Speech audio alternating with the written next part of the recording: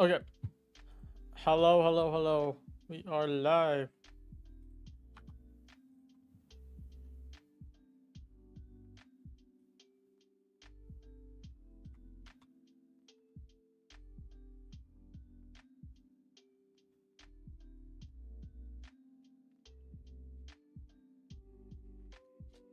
Okay.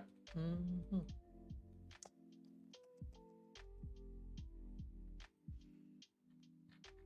Cleaned up my charts, so take a look at things better.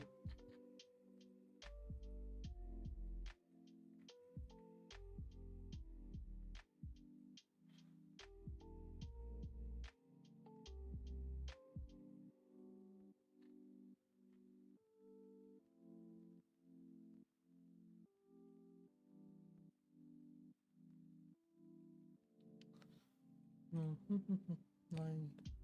Let me just set up my trade copy here. Dumping a little bit there.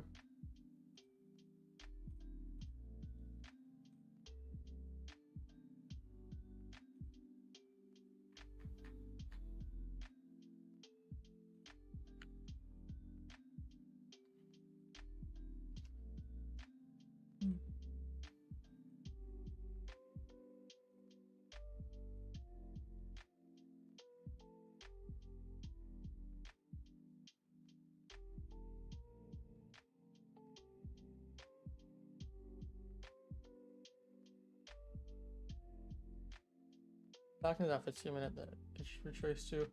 Yeah, so we have the draw upside. Large hourly gap here. Has no interest to come back down until we're finished trying to push upside. We did take that PPI data highs with that CPI driving up here. This is the previous high here.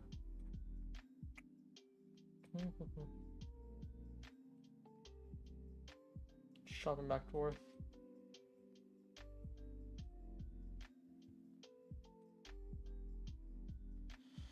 Do you have a bias for the week? It was supposed to be bearish bias, but CPI is very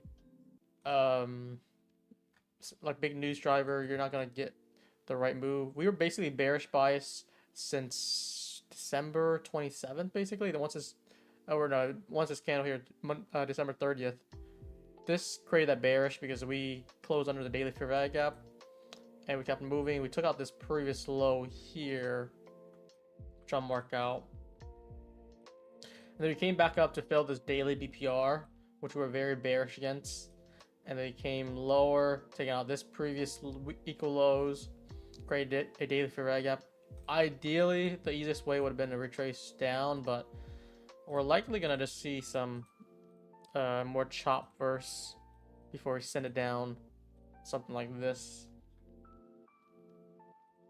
But yeah, I was really hoping to see CPI really drive down to take out this low, especially on ES. Very strong equal lows down here, very key. Look at the 4 hour. We close above the 4 hour at that 6 a.m. or the 10 p.m. candle. So pretty bullish close there. Just pushing higher. Looks like long bias right now. Until otherwise, so bullish on lower time frame, intraday bias. Still bearish on the higher time frame until we get close. Is it me or is the mic low? Okay, turn it up. Try it now. Should be better. But let's get hunting.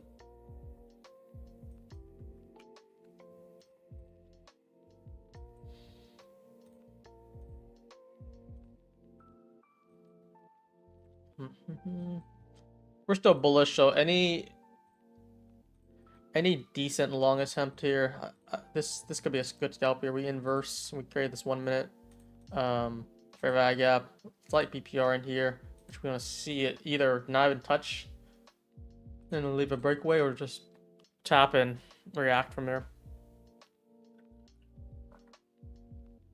I thought today isn't for us. The high time frame buy is completely not necessary. Even if it is a bearish trend, there could be such big rallies. Yeah, The upside, like if you were in the Discord, I was basically discussing how the CPI move here. We got brought to 300. The easiest draw, immediate draw, is this higher internal high 370, and the next one's 455. Upside is a little bit limited, but you are not shorting up here until we confirmation. Confirmation will be a inverse on the 15, which we really never got a strong displacement through. We left a large gap below here too, so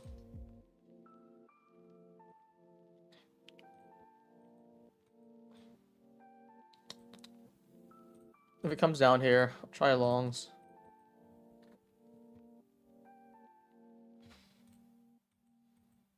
Stop below the breaker.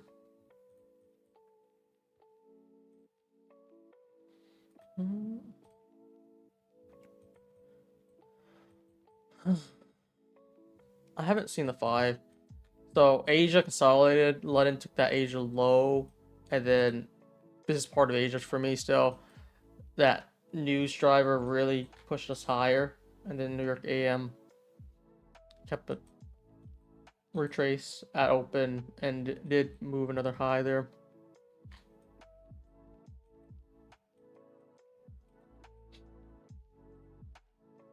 Nothing I can really find on the 15 other than we're holding this 15-minute order block here. So maybe I'll just mark it like this as a large block instead. So like that. We're holding this order block. If we get a close under, we didn't tap in the breaker. There was no entry here.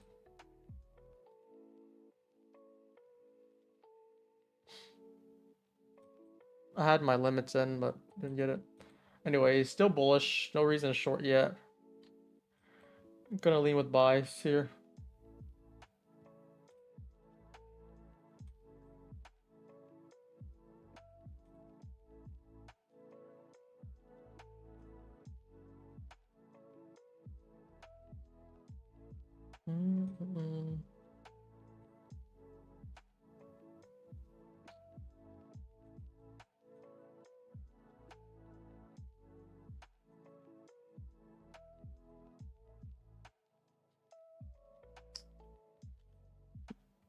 I just wish it was more clear. Upside is clear, but sometimes like the right frame setup, you want to see like a time frame alignment on all 3 time frames. The low time frame, which is the entry model, the intraday was the market structure, and the high time frame, which is essentially the daily bias. We want that to align, and then also have a strong draw liquidity on the higher time frame as well. How'd you do AM? I didn't really trade AM at all. I alerted that, or I gave my commentary that we are going to show it here. Not much happened. I didn't give a single play here. I would favor CPI sending us to those equal daily lows, because we can ride shorts to target the non-farm payroll, like non-farm payroll. But I think upside is limited. We haven't flipped on high time frame PDA yet for me to confident longs. Not much to play here, but the draw is 370, which I said here. If we get 300, 376, and 450s, and if we can flip down these equal lows that I mentioned in the daily, and then yeah, we're just pushing the draw. If we had like a 5-minute flip or a 15-minute flip, even we can start looking at down, but nothing to play there.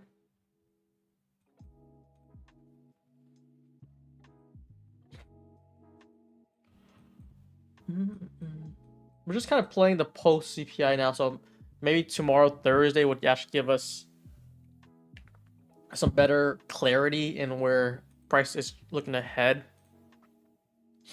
Because the last few days has been pretty, it's like range bound, but we're going from both sides, taking the highs, taking the lows, and really pushing.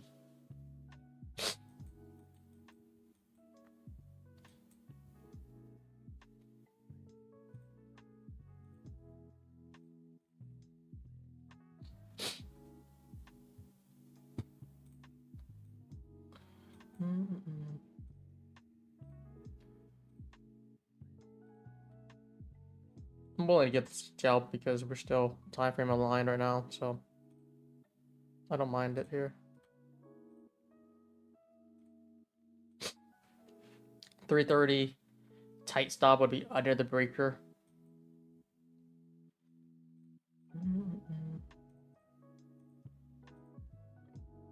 We're in the unicorn now.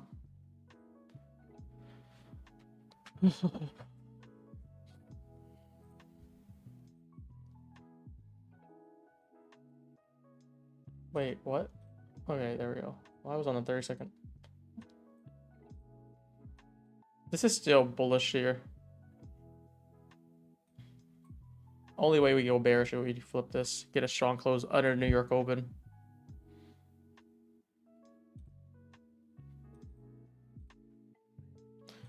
Look for this one more drive down here if we can.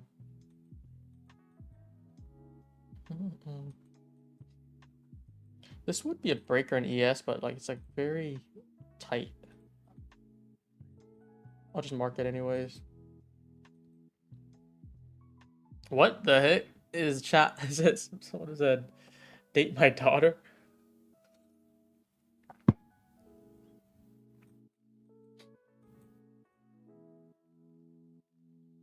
Let's see if we can move high from here.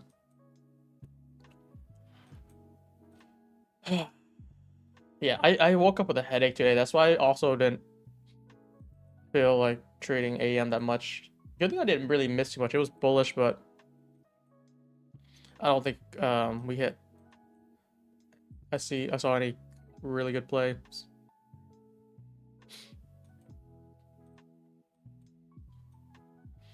Yeah, 15-minute here. 15-minute is holding pretty good, so expecting one more drive, and then we'll try to take out this high. And then just put this as a sell side here.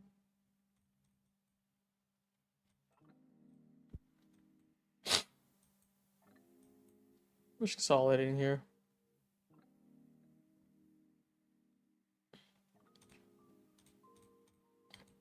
I have one in on the breaker at this fair value gap. My entry is always never at the breaker. It's always at the fair value gap inside the breaker.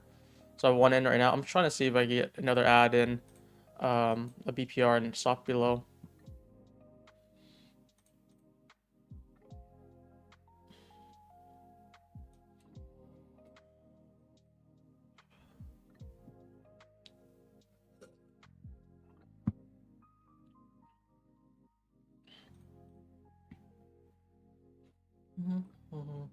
This is starting to just be stuck. Wait, so this stream started at 1. We had a lot of movements here. No, sorry, stall out.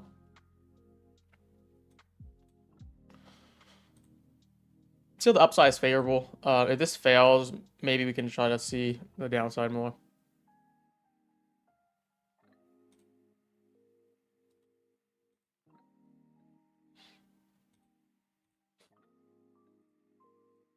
This will be the target, so our first internal target.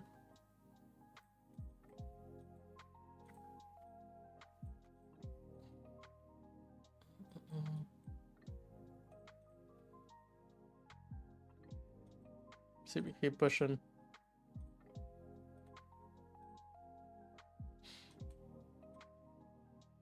There we go.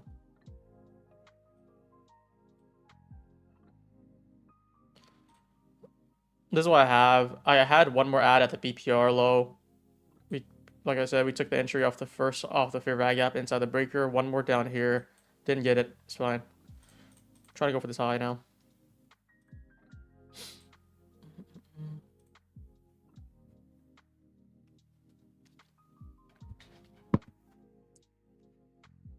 Generally, when you're looking at breakers, a kind of like a rule of thumb, let's say you get a breaker that's like 20 points, right? And you want to do a 10-point stop. Just think like this. It's like, let's say 12-point stop standard. If you enter up here, you're going to have to require to do a 22-point stop. We can refine that entry by looking at a breaker and a fair value or order block. You can also look at this order block here too. That would help you refine the entry. So like, let's say if you put your stop at the breaker low and it's like 17 points. You probably can look at a better entry somewhere, more refined.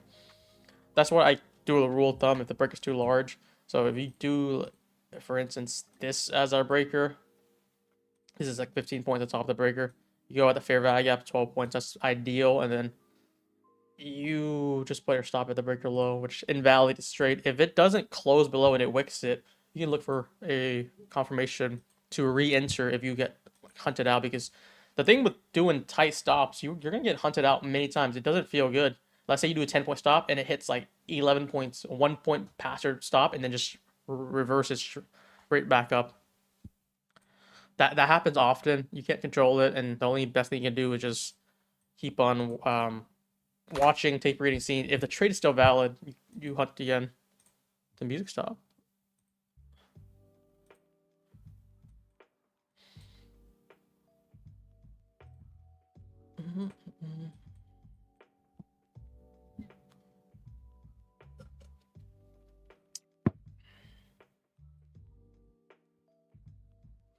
Still looking for this high here.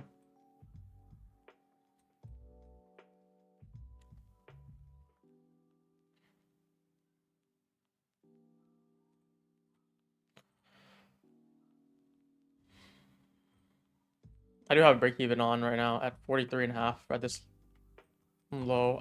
There's no reason it wants to go down again. If we can get past this high, I'll raise my green stop to this previous low here.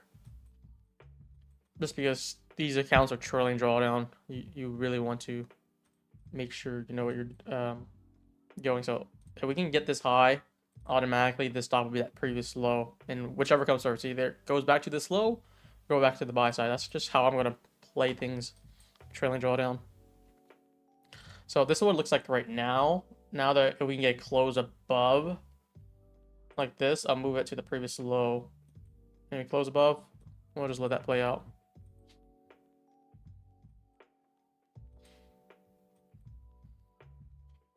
Any news from your TickTick live account? I had a call with them for like live trading. What do you call it? Like a meeting with them basically to discuss the plan's outlook. There's a few things about it. I think the accounts is ready January 20th. I think since that's a holiday, they say it's gonna be day after, so 21st. It's been like a whole month, but I have other firms. I don't really bother me too much. Weird thing they mentioned is like they want me to basically record all my trades. I was like, is that just like to like test me, you know, like do all that? But, like they want it to be recorded for all traders while they're trading. It's like, what happens if you don't? I don't know if I got in details with that, but I don't mind it too much. But it feels like I'm live with many other firms too. No, they don't have that requirement, so I'm just here like, okay, you know. They're like, we have a software, we want you to use it before you take trades. Like, what if I'm just thinking like, I don't mind it, but what if I forget? Is there a penalty? And like, what are you looking for? They're like, just making sure you're not moving your stops, you're trading appropriately. It's like, why would that matter as long as I'm making money? So it's odd, but I don't know, it's just one firm. I'm always the type of person who would just follow whatever for rules it is and just be complacent or uncompliant and just milk them. And some firms that do drive me like insane with their rules, it just gives me more motivation just to go for it, make more money from them. So this is seeing if this here, it'd be like 23 points. I'm just gonna take it this high. If I had one more fill at the BPR stop below about 10 points, I would have held the next one with a green stop trailing. I clicked away from it.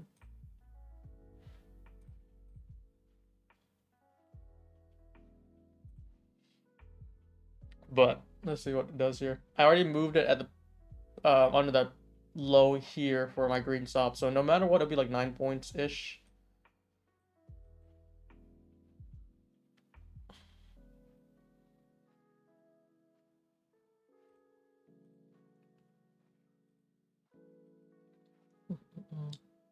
This is probably gonna hit here.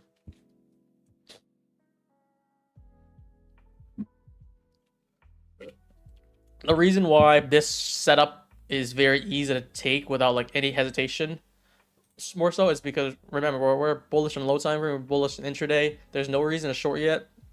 As I mentioned, like until we inverse something, then you get a reason to short. If there's no reason, you just basically let it play. So about 23 points there. This was basically my entry here. I mean, I'm just gonna put it at the top of the fair value gap. Mine was a little like a point lower. This is the idea though. About 12-point stop. Go for 22 points, 1.7 RR.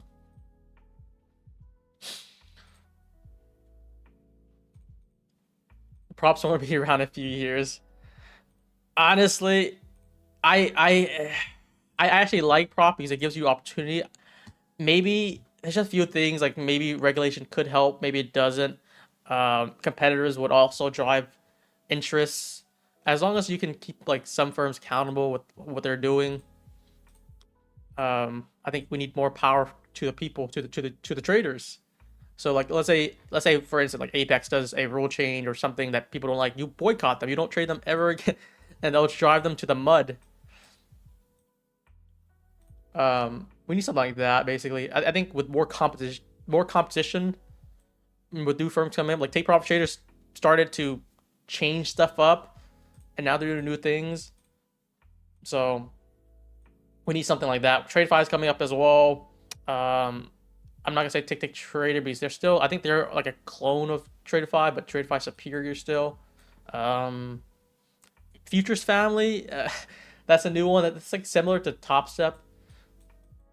So we have new firms coming on the market. Oh yeah, by the way, press 1 you took this trade, press 2 you didn't. Let's take a quick poll in the chat here. First trade of the day, pretty quick.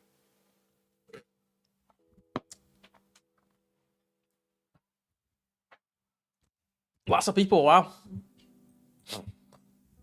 I don't think I saw that many people said, why didn't you tell us you enter or anything like that? I'm glad because that's what that's the direction we're going at. I'm going to tell you which setup to take, why it would work, where I put my stop, and where the entry would be.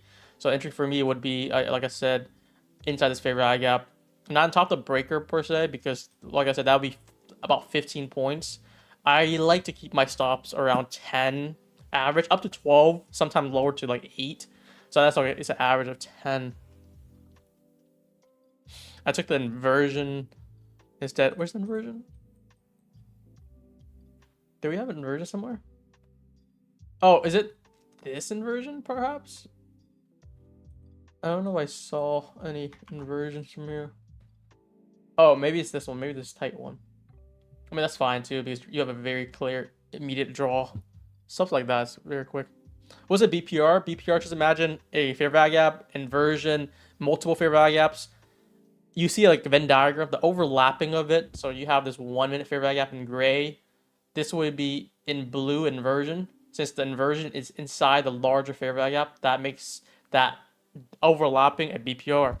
And it's a very powerful PD array because it does two things. Fair value gap would be just, if it's a bullish fair value gap, we're expecting it to react bullish favor. Inversion is violating the bearish fair value gap. So it's a bullish inversion now. So we basically, in this case, is a bullish BPR. We violate the bearish side, respect the bullish side. So not only does it do two things, or one thing, it does two things. 10-point stop in AM session 2. No, that's not how it works with AM. AM is more volatile, right? So the equivalent of AM would be if you do like 10-point stop in AM, you're gonna have to do like 60% more. I'm sure it's the top of my head, 60% more. So it would be like 16 points. I think that's what I usually do, 15, 16 points. I mean, it depends on the setup, right? If there's a breaker in AM, which only 10-point stop, sure, that's fine. But most of the time it's so volatile. If I take this entry right here, right, in AM, the next candle can just wick me out, or the next candle can just take me to the internal high. It's very, very volatile.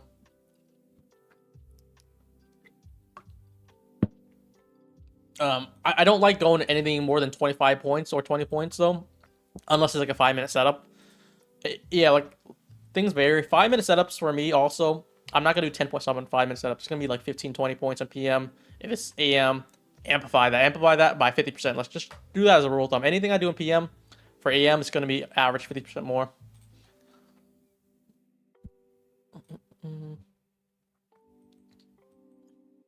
Does this concept work on the 4-hour time frame?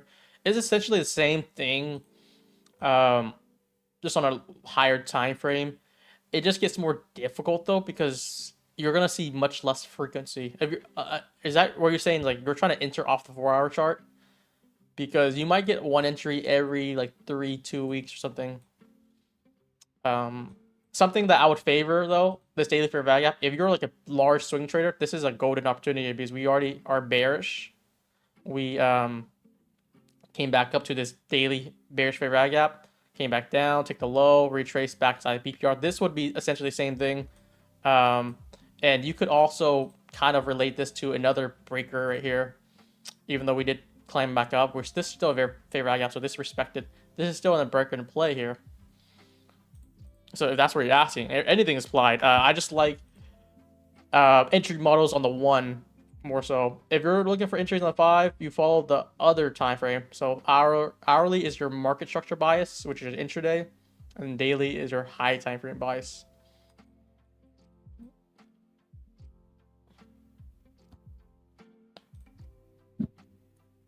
I do swing trading often though. On my, it could be swinging options or swinging shares. I think I'm pretty sure I did short here for swings, but I don't know. I think it's a scalper mentality for me. The moment we get a very large candle like this on the next day, I think I saw somewhere when we took out this low here because it's like 300-point drop the next day. That's a good profit right there. But then if I held to target, let's say at least this low here, that'll be another 500 points. I just it's hard to escape that scalper mentality.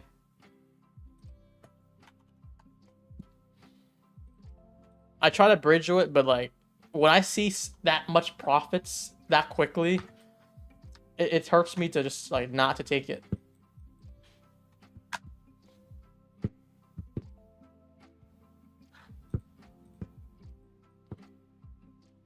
I wonder if anyone's still in this trade. I only had one contract, and lots of these accounts that I was trading is trailing drawdown, so it doesn't give me the wiggle room to just let it sit and ride like I would like it to.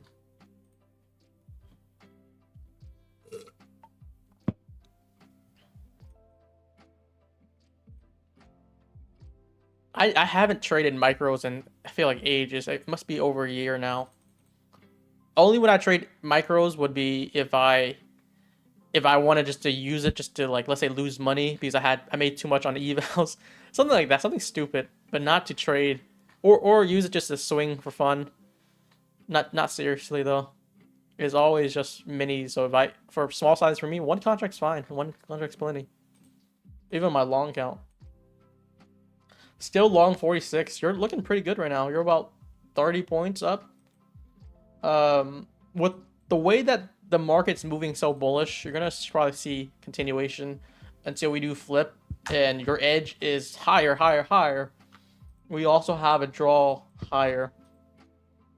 So that's why it is pretty difficult to look down right now.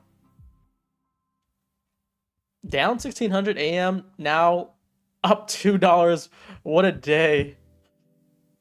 There's so many people that does that, right? I think Sleepy was also very common where he'll go red AM, he joins PM session. I'm his get out of jail free card basically. And we just hunt for a trade together.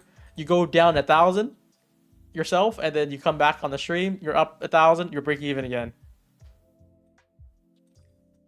But let's say you didn't take any stupid trades and just still take the PM trade, you'll be up 1,000.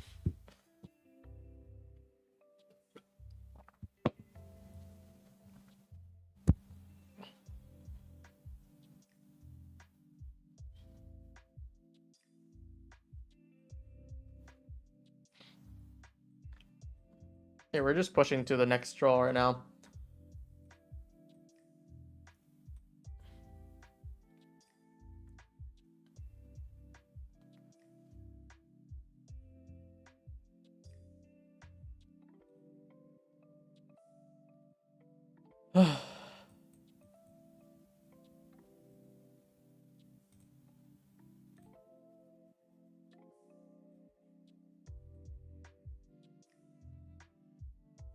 I'm not sure how far this is gonna go, but we'll see. We'll see. See. I'm still pushing. Still pushing. Look at that trade. Very little drawdown on these unicorn because when you're so on bias, there's no reason to short. There's only reason to long, and you get like a setup like this. It's free money. Damn, we're still pumping. God damn.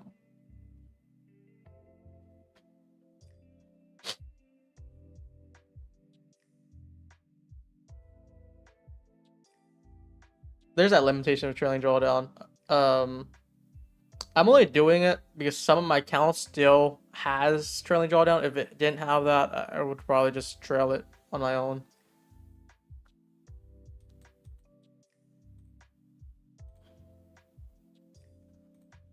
The next draw, I'll mark on the 15. I don't think it's just way too high. It's 448.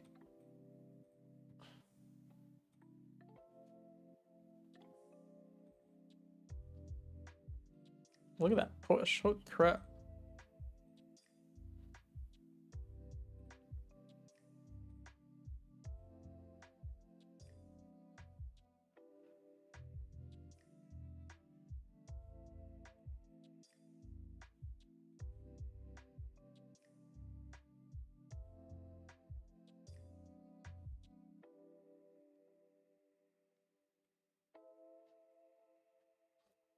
So even though I TP'd out at that journal high, this is less. This is starting to become a big play right now. There's nothing stopping it from taking 407s right now.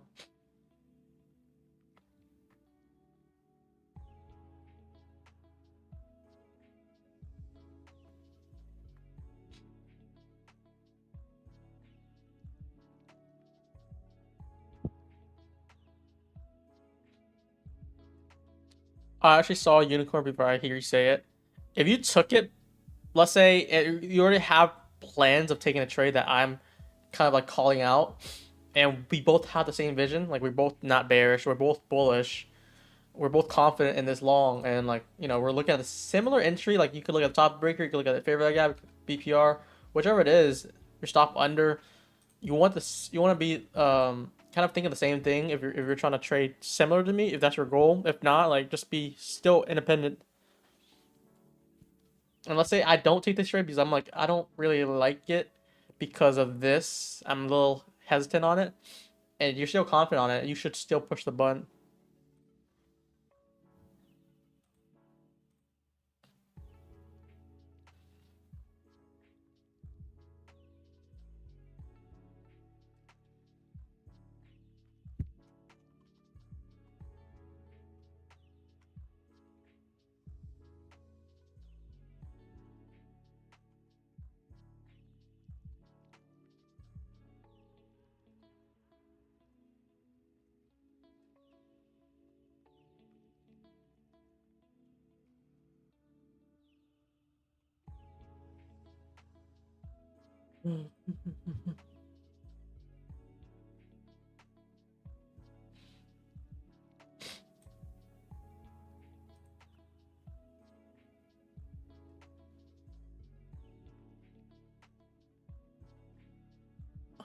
Why don't you move your TP higher and trail stops? It's because I only had one contract on them. And for me to get like almost 2 RR or 1 RR, 1.5 RR, if I only have one contract, I'm just gonna take that. If I had two, I would have trailed this up. And let's say this doesn't move up. After it takes out this previous high here, I'll put my trail here. And it keeps it going until we see another low. Just every time it makes a good low, I'll trail it.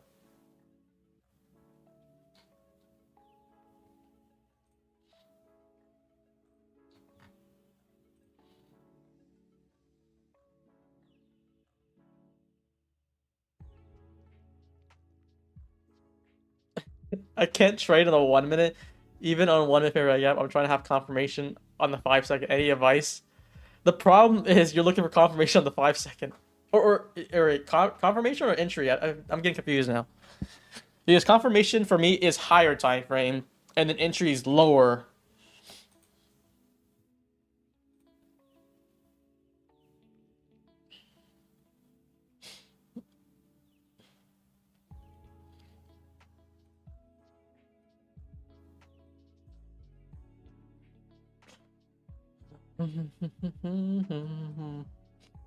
Pretty clean breaker though.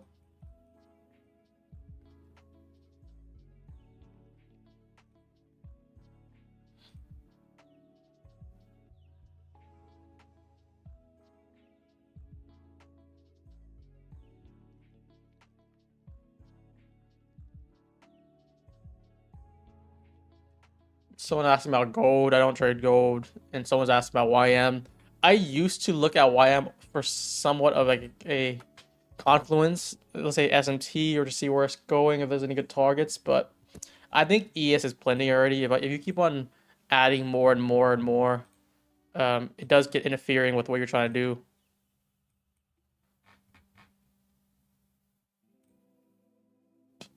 So let's say I did move this up higher. Let's say I put my stop at this low here.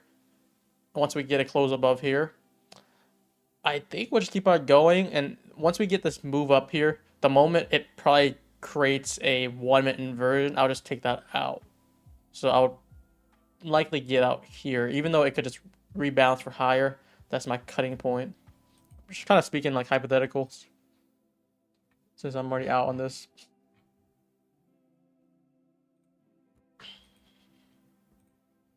$15-minute rejection block. What the hell is that? Okay, there it is. Yeah, it's right there. So something we have interesting enough is we have two things that are somewhat defending the bullish side on the lower time frame. With this 5-minute fair value gap, which is unmitigated on NQ. For ES, we did a slight drill and move higher. Very bullish signature. What we can want to see happen, we see this order block here. If we can get a closure through this 5-minute, let's say inverse this, retrace up for a leg lower, and get closure under this BPR or on this order block here, the mean threshold of it, bare minimum. Let's say just get closed under 342. I'll actually look for this low to get taken next. That'll be what I'm looking at for short side if that confirms. I think for that to happen, we would likely go through the breaker too, so that does line up.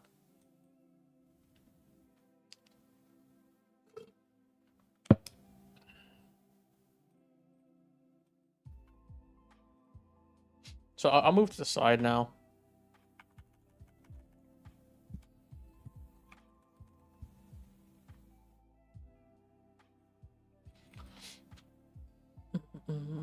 What are your trading times? So that's a good question. Unless the draw liquidity is really pushing it, I would stick to my trading time. So for instance, I don't trade the first 15 minutes of AM. That's the first thing. And the other half is I don't really trade the last hour, the power hour. So I'm those two things, the first 20 minutes, 15 minutes in the morning, the last hour, those are the very volatile moments, which is inconsistent to what your trading style would be. But let's reference non-farm payroll on Friday. Most of the trades I did was between 9:30 to 9:50, the forbidden time basically. It only works because 8:30 news driver did the move already. So I'm like shifting my focus. Like I'm giving myself a permit to be allowed to trade for this special day if things align. And did align. Today didn't line. Today it would only line if we look at the downside. We didn't do that. So let me just see. Where's non-farm payroll? Friday here? Yeah, not Friday. It just drove straight lower. We're looking at this low here, which got taken, and every upside push just got sold, and I basically shorted so many different setups and just adding until we got this low. That's how I think you guys saw my Twitter. It was over 60,000. I just did an estimate. I think it was like 70,000 profits on that day on Friday. 13,000 on 4 accounts on Top Step. So Top Step alone accounted for like 50, 55, I think. So those are the type of days where I would give myself a permit and I would like really hold for target. It just really depends on the bias for one, and then how likely is it to tap that draw liquidity.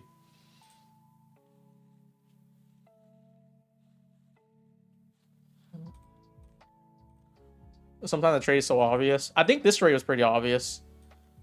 When you go into a trading session and you can clearly state like this is bullish or this is bearish, and then we get like a sweep here, so we made this low down here. We tapped inside this 15-minute fair value gap and came back up. We already swept these previous low, showing a bullish momentum. This is any retrace down here, any longs retrace should be a buy.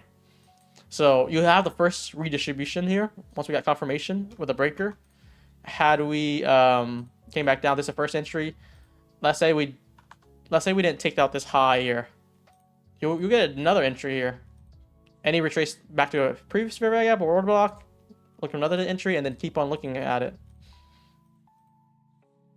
I think we didn't really get a retrace, so it just went straight to the target, which is good because that means I didn't get green stopped out or break even.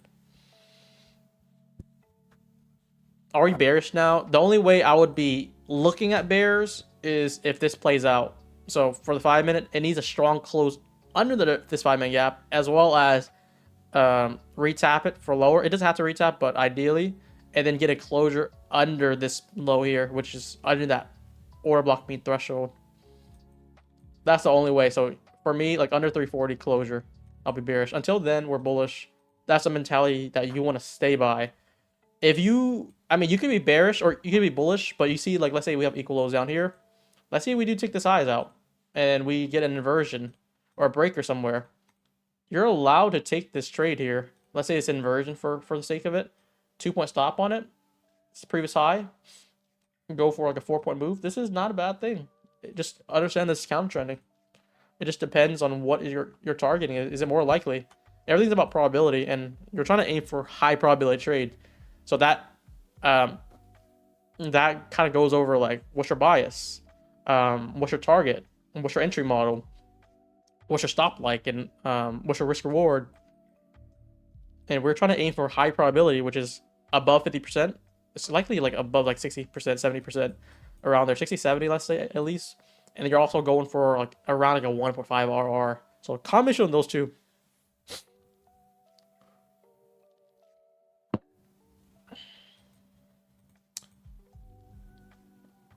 Oh, you're talking about this BPR here? This is a BPR here, but we're not bearish yet. So this is just going to be like decoration here.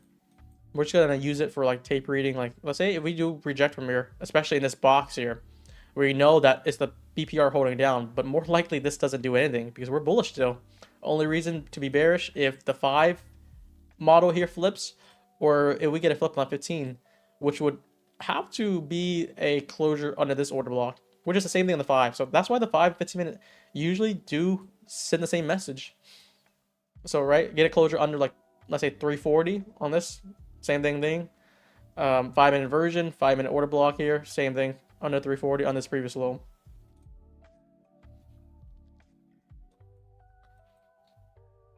Why not take a long here? Would you guys take this long here?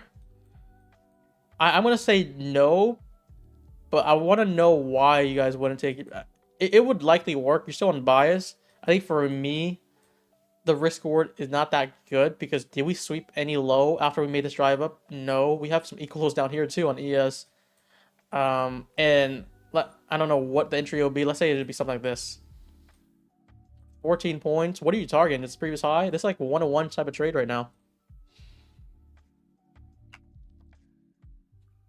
If you're scalping, maybe you can just play these over and over, but the grand scheme of things is what we want to do is just look for that 1 or 2 trade per day.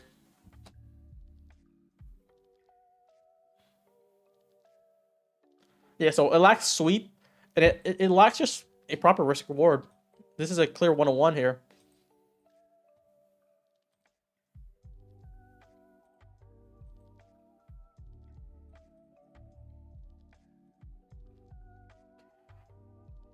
How do you determine if we're bearish or bullish? You just look at the PD rays from the higher time frame. If we inverse something, that means what? We're disrespecting one side. and we start respecting the other side, that's more of a flip here. So it depends, right? If we're doing like nonsense, that's probably just range bound or just chop. This is clear one directional bullish trend right now though. And you can see it on the 5 or the 15, let's say. Let's just take a look at the CPI here. Big move up, created a large gap. It just retraced in. Didn't even get to the 50% of it, just like a quick drill in higher. Came back to this order block. Had it been bearish, it would likely just displace through this. Then it just held higher. And then we also inverted 15-minute. Everything is just showing bullish signature right now. That's how like you can just tell when you're tape reading or in charting, like there's not a bearish bone on this chart yet. So for those who were looking at this long here, let's say to take this long, let's just take this hypothetical. I would just say this like probably a C- setup. It lacks a lot of things I'm looking for, but I mean, if you take these type trades, at least you're bullish bias right now. So it's not going to be a 50-50 trade. It's going to be probably like a 55-45. But I don't want something like that. I want something like 65-70, 30. Like a big edge rather than a slight edge.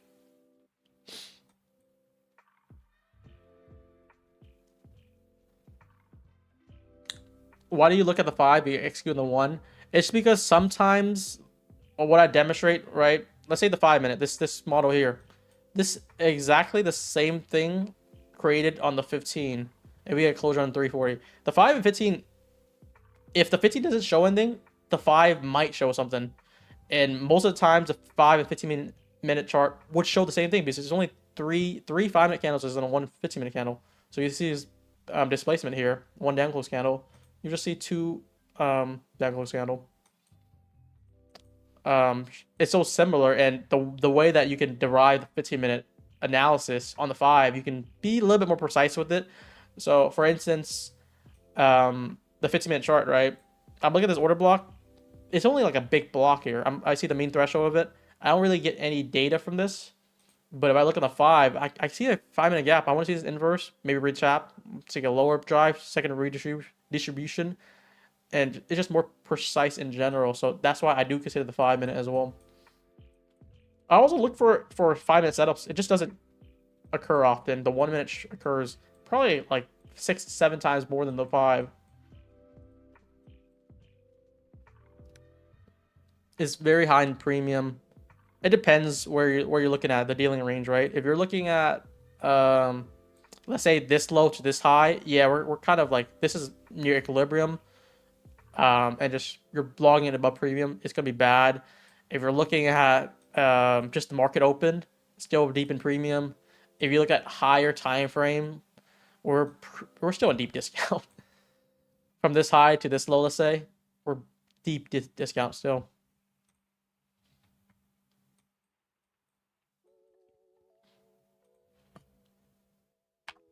So, oh, you know what? This might play out. I just deleted that, but let me just get it back here. Remember how we talked about here? Even though we're bullish bias, we could still look for a counter short if it's a good risk reward. Let's say we make a nice high here. Let's say it's a deeper drive high, and then we start flipping. We start respecting the lower time frame. We get an entry model somewhere right here. Stop at the previous high, 2 points. Target the equal lows. Something like this could work out.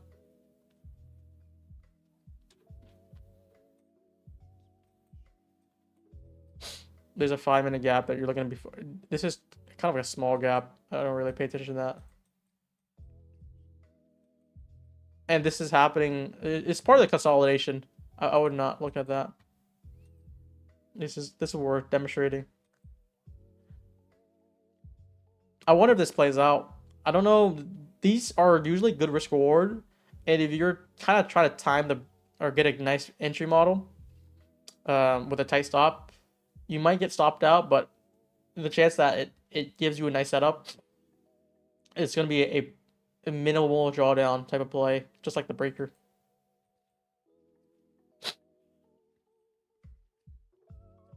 So, yeah, one trade in so far. No one in the stream so far is saying like, oh, you know, this would be the 40th stream based off, who's that guy again? Was it MJ or something like that? He's like, I watched 39 streams, 38 streams, 37 streams. Haven't seen him take a single trade. This will be the 40th stream probably because he probably missed this trade that we took on the breaker.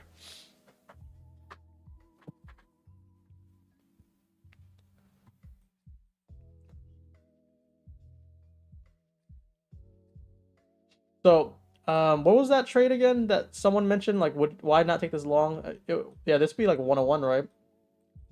It's gonna be a hypothetical. I'm not taking this once again before I get people confused. I just don't like it because of risk reward. And if we swept this, it would not be too bad here.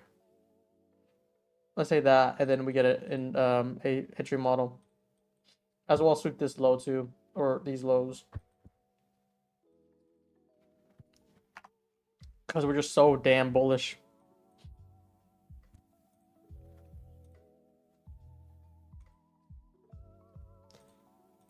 Lately, since we closed the Discord server, there hasn't been that many people asking like very basic questions. So it does help out because some people are like, what is a breaker? What's a BPR? What is that? It's fine for new people because the YouTube is like there's always new viewers. But now that like the Discord is also like filtered out, it's been much more peaceful. And then it gives people the opportunity to just really learn advanced topics rather than just see other people ask the same questions over and over.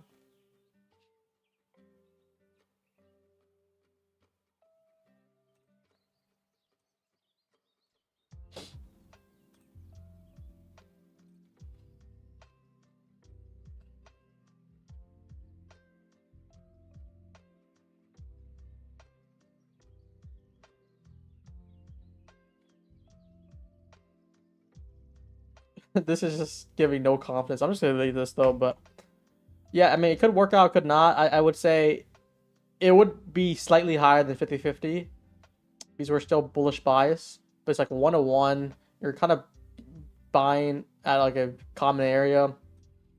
There's no good confluence yet. The only thing you have on your back is we're bullish on low time and intraday. Oh, and yeah, ES is leading too. NQ is not the NQ surprise is still higher though.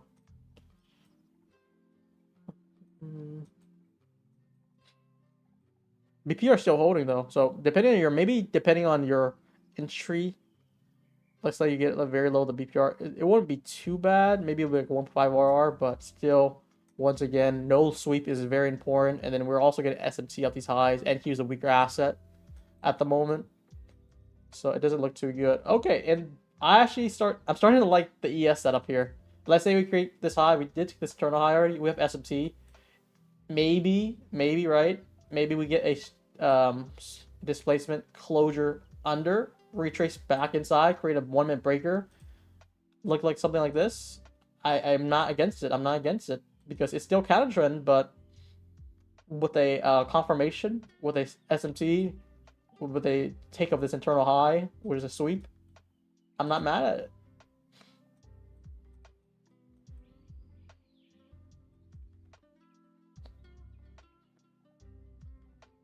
And the thing with me is like I try to be nimble as possible. I do consider the bias a lot of my entries, but it'll be like if I'm so bullish right now, I'll look at like 85% long setups, and then that 15% we'll consider some shorts depending on the risk reward and the setup.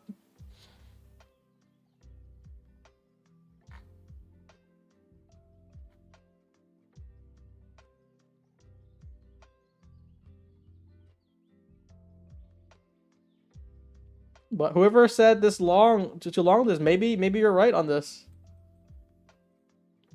Just because I and other people don't like it, maybe don't stop you from pushing the button yourself, man. That's the beauty of trading.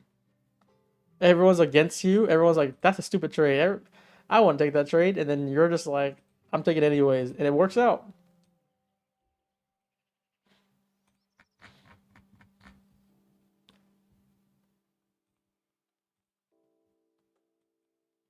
So, yeah. 1 hour in the stream so far. We're going to look for one more trade. Ideally, one more high probability trade, and that'll be it.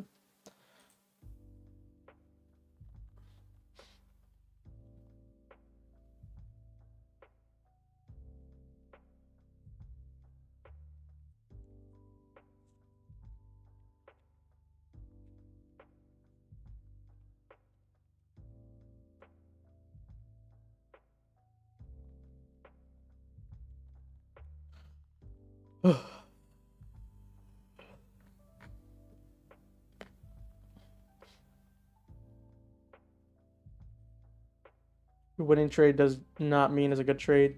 Yeah, then that kind of goes to where the trade itself is subjective, because to me, I would not take the trade. It's not necessarily bad, it's not good. So it's like a neutral. But someone else could be like, this is a good trade here. We got this push down, we got bias upside, we got inversion at BPR, blah, blah, blah. So to them, this could be like a good trade for them.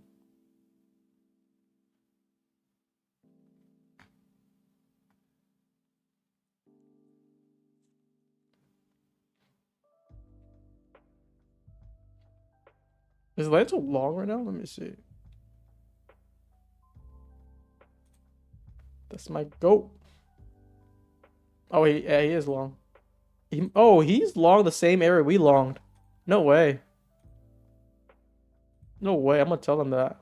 He stole my trade. This is where he longed at. It's a little higher though. Mine was in this favorite I got up here, this wicks down here. It was fine. Like his is a much stronger stop. My stop was at this breaker low here. But he's going for a bigger target. He's looking for 447, I think.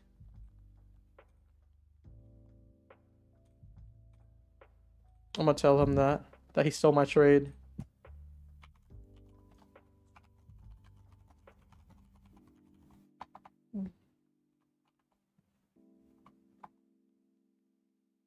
He took 101 entry. Wait, what? Really? Oh, okay. No. Then I took after him. Then he took this trade. What was the reason behind this trade? The inversion. Interesting.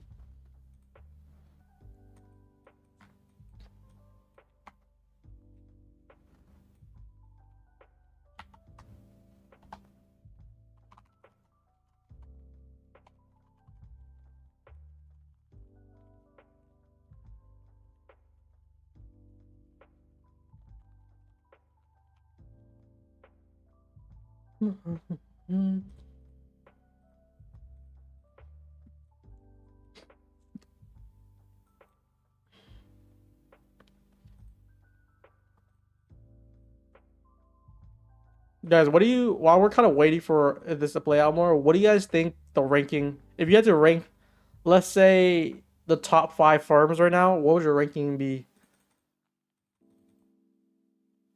I think there's some new innovation now, especially take profits coming up too. And then like TradeFi still innovating, still doing good offerings. What else we got?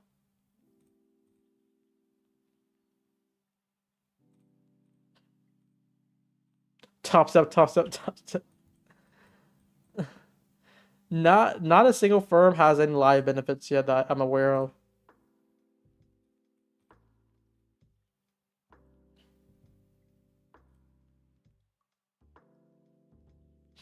Let's see the poll. Let's see. My fund feature number 1, alpha features number 2.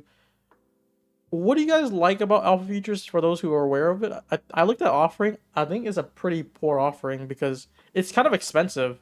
And then it was like a $150 activation fee on top of it. So they're trying to compete with TopStep and my fund features, but you know, TopStep has a lower offering, same activation fee, while my fund features have no activation fee and a similar offering and pricing. So that's why I don't think I like Alpha that much in pricing. Unless they remove the activation fee, then I'll be interested. Someone saying TopStep, TradeFi, Apex, my feature. I'm assuming that's the order. Why is no one mentioning FTMO? This is only future trading. I have, to this date, I have not tried a single Forex firm. So I never tried MetaTrader before. I only traded on live count before. Someone recommended it to me. Like, okay, I'll try it out. I don't like the slippage. I don't like the platform. But I never tried a Forex platform prop firm yet. I don't think I ever will because the future's, I think, superior. And then since I made that decision like 3 years ago, everyone has been switching to futures.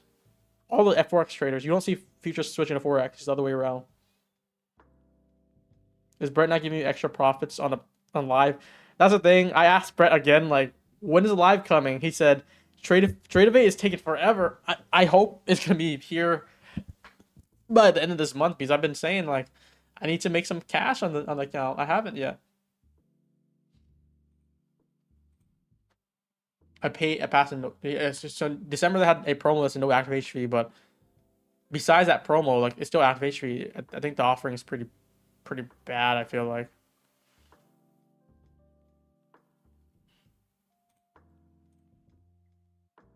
Take profit. I've people are kind of saying like like the ranking like not even popular, not even like based off your objective or what do you think like popularity wise.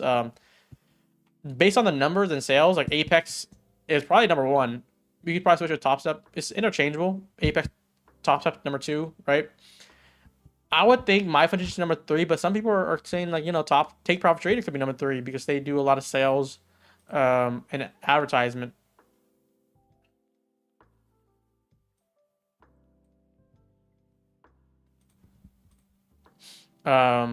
So I think TradeFi is also trying to step up and try to take the number three spot. It looks like number three is having a battle with MyFund Futures, TradeFi, and Take Profit Trader. Those three.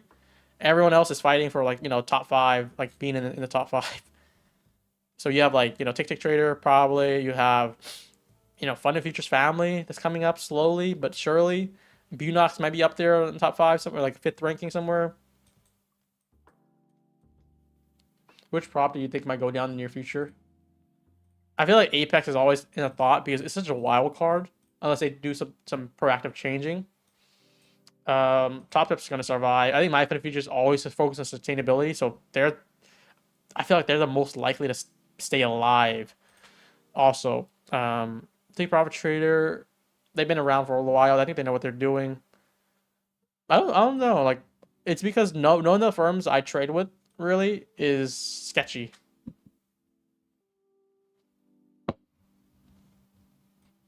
Brett Simba rug pull in the past is like crypto or something.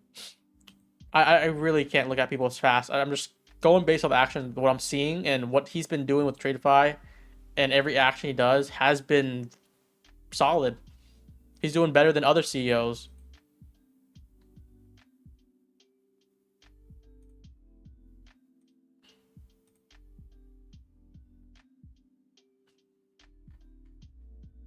What happens if there's no prop firms though, man? You just gotta go back to cash count, and then you'll see me streaming on a cash count.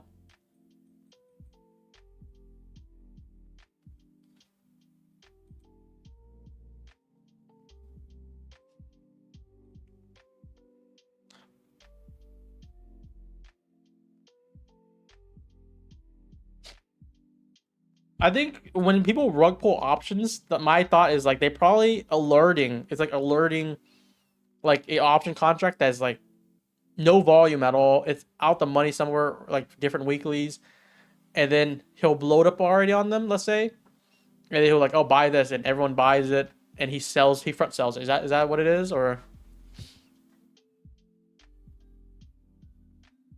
And then the other side, for copy trading, some people did that too. I was a little bit against that because I was thinking about it. I could trade for other people. Like I trade my account, right? And then anyone who links my account, let's say I make $1,000, everyone would make $1,000 too, or depending on your ratio, you can make more or less. But the thought of like having like let's say 100 or 1,000 people tied to my trades, I press let's say 3 minis, and if it's 1-on-1, that's 1,000 people. That's 3,000 minis on the books, and I make 1,000. That'll be like, is that a million? Yeah, across 1,000 traders. Likewise, if you do like if you tilt, like you tilt my, let's say I tilt my account 10K balance, tilt it all, I lose 10K. People would lose. I would be responsible for people losing $1 million total, probably, or more than that.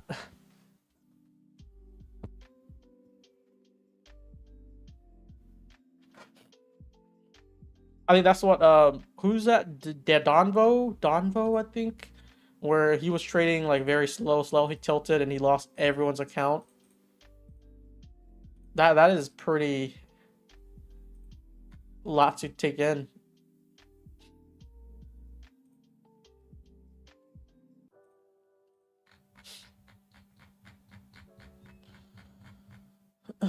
Just imagine what are your favorite trader, whoever you think is the best trader, be responsible like 100 people account.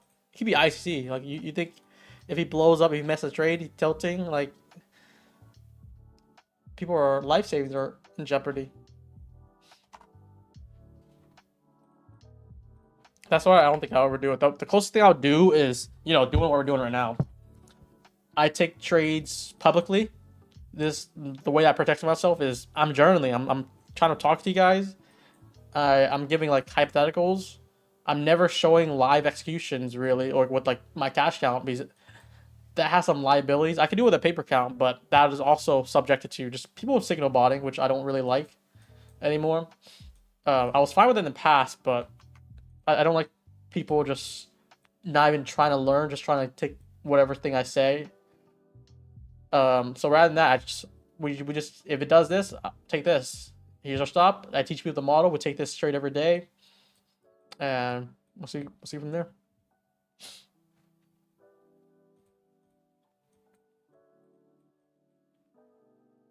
Big ups to a lot of other YouTube traders though that does show their executions. There was one firm that did talk to me about like saying like they don't want me to show executions. Other firms are fine with it, but like if I'm trading so many firms, I don't want them to give me a reason to deny. So I'm like, I did that pivot. I think like 6 months ago. I was just going to trade on a paper account then, for demonstration purposes. But then after that, people still signal about hard, which it was fine when we're doing good, but not so fine when we have some losing trades. People lose their account, so stuff like that.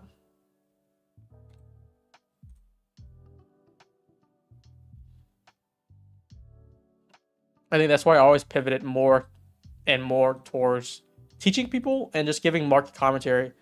Market commentary and learning the model basically gives you the trade idea itself. And so, like it'll be like half the time I'll just say right out whatever trade I'm looking at, which you can follow along.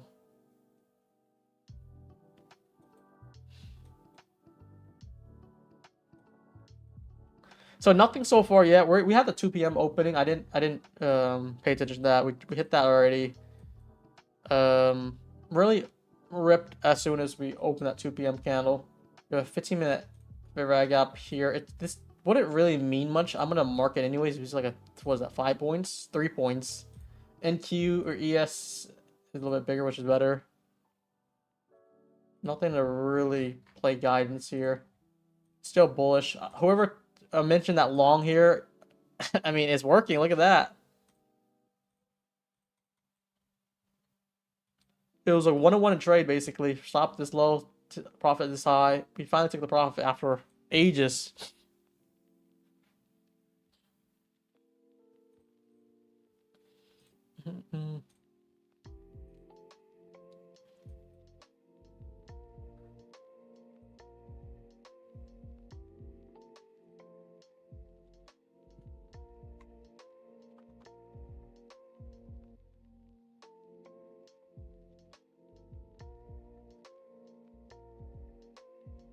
I think Desi wants to come on stream. Let's see him.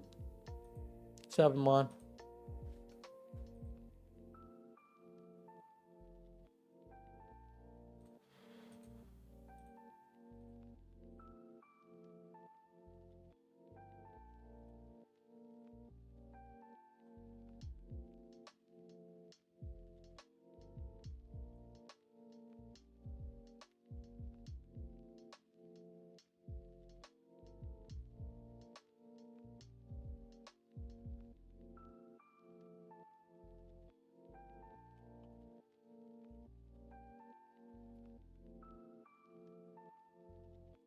Top step rug Desi. I think that's what Desi's trying to talk to me.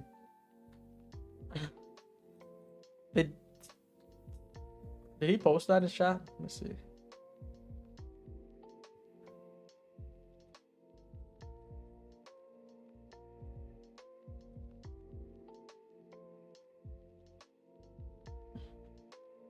I like 447, 86 stop.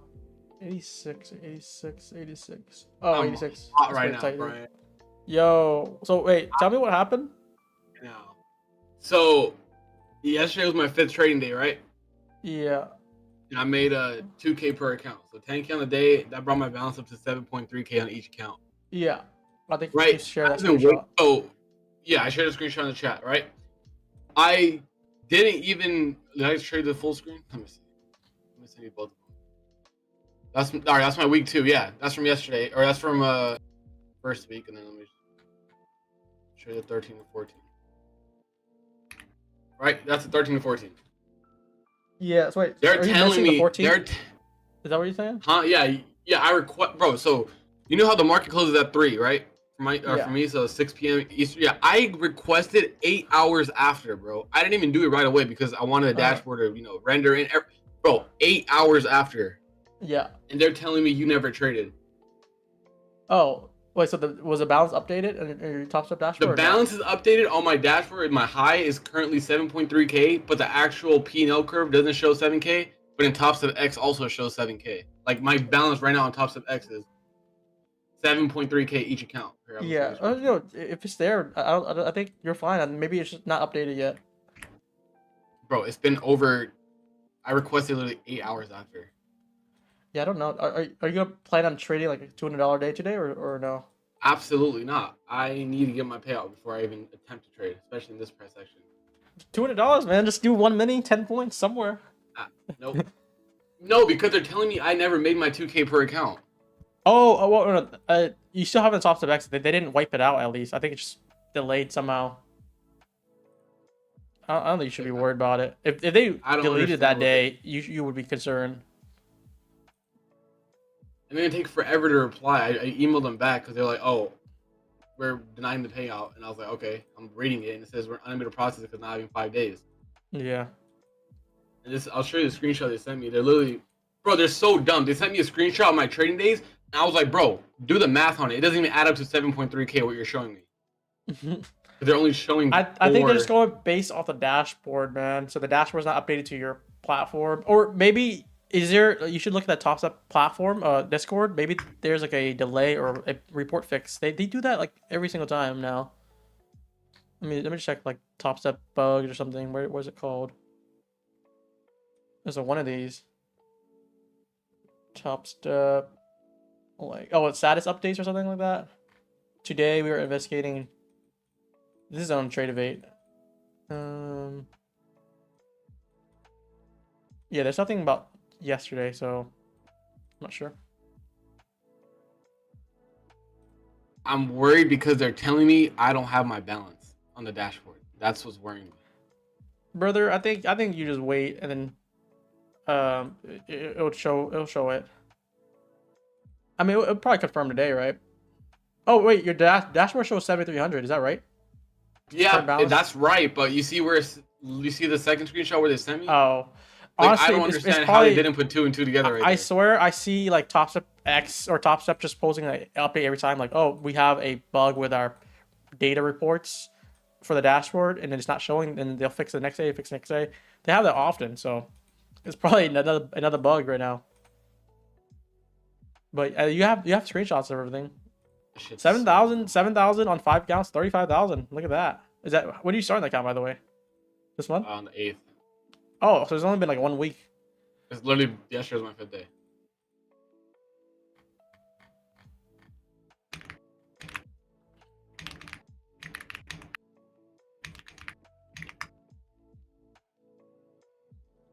I'm waiting for the new Top Step platform too. I'm gonna post it on the Discord too to do that. At least you're not dealing with Apex or something like that. You're dealing with Top Step. They're pretty professional, right? They know what they're doing.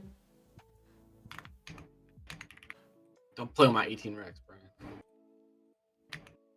But that being said, how are you guys doing today? We took a trade. I don't know if you saw on our group chat. Me and Lance basically took the same trade. I think Lance took the same trade as me, and like, bro, he just copied my trade, but apparently he took the inversion. I took the breaker, so he took it like a few minutes before me. So I would probably have to copy him in that case. Yeah, all my trades, guys, are coming from Lance's signals. I don't even think for myself anymore. One good trade so far.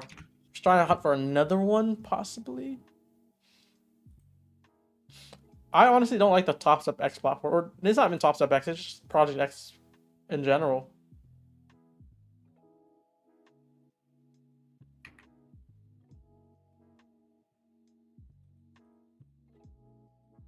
We're trying to push to draw right now, 448.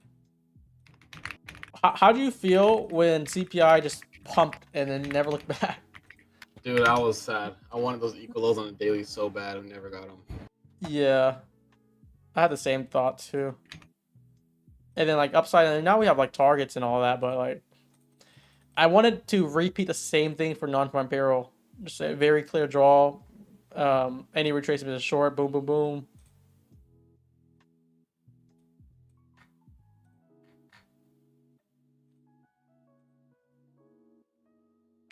Equity edge. I have no idea what that is. All I use is NinjaTrader, guys. All my prop firms are connected to NinjaTrader. NinjaTrader can connect Tradeovate as well as Rhythmic accounts. Are you looking for short to long? It's gonna be long bias all the way when we have a sweep at least somewhere or SMT somewhere until we flip on the 5 or 15. Other than that, we're just gonna focus longs right now.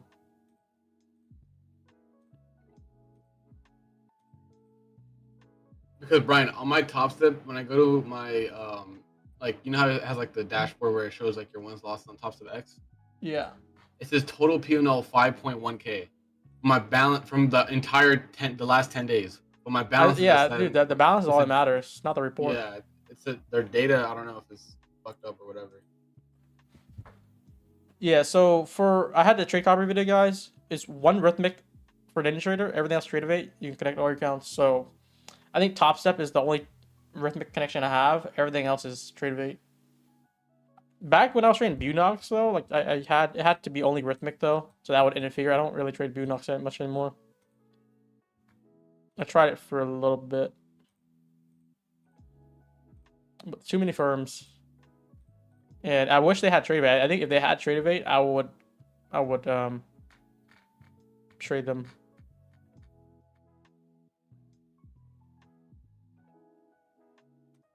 So yeah, the quickest immediate draw right now is this New York AM high here, which is essentially I think high of the day. We're drawing towards it right now.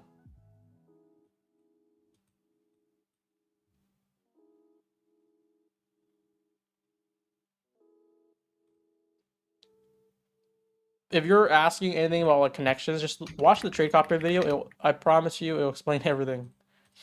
It's like 8 minutes.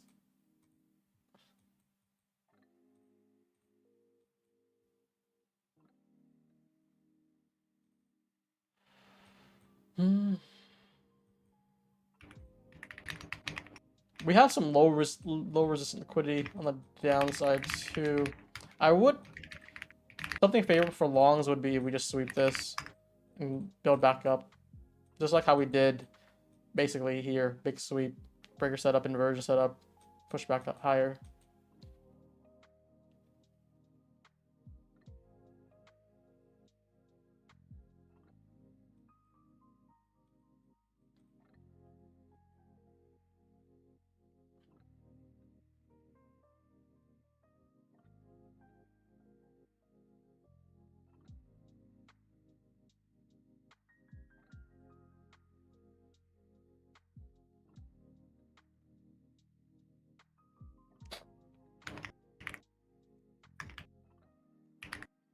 How was wealth charts, by the way, for Apex? I haven't tried it yet. Is that you?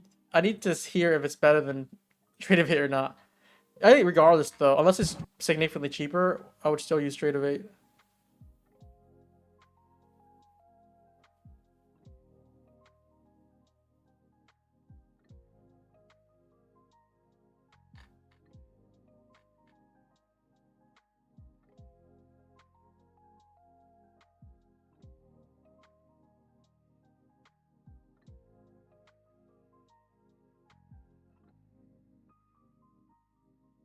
We are also building up for ES equal lows at the 15-minute fair value gap.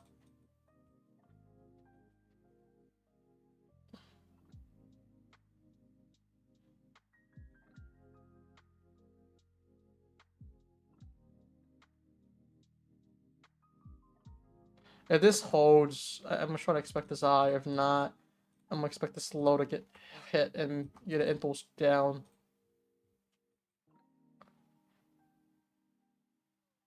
Still no good risk reward trades here. Other than longs. Still favorable.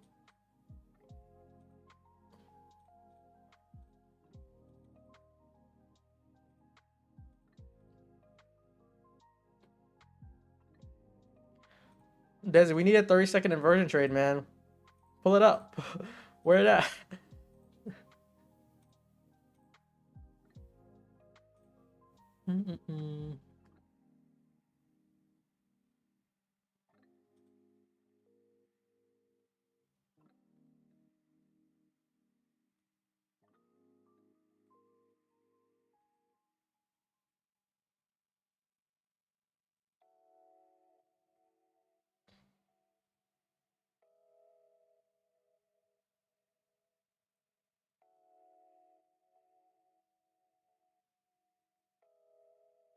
Looks like we're about to take a little high of day here.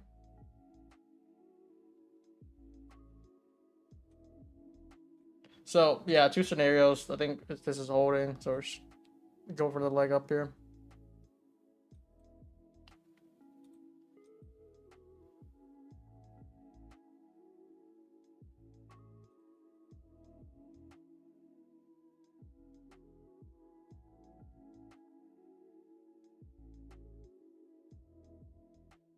Or not. Never mind. We just have too much lows being built here.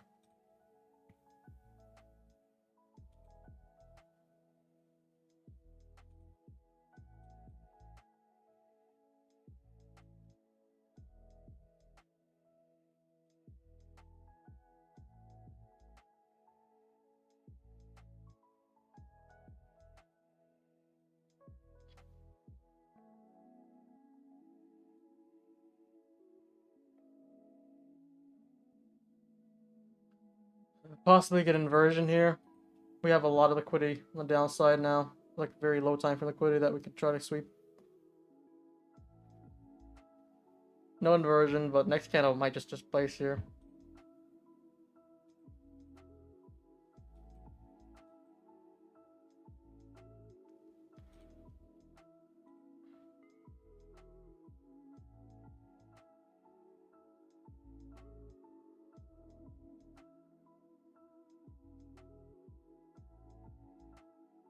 See more displacement coming up.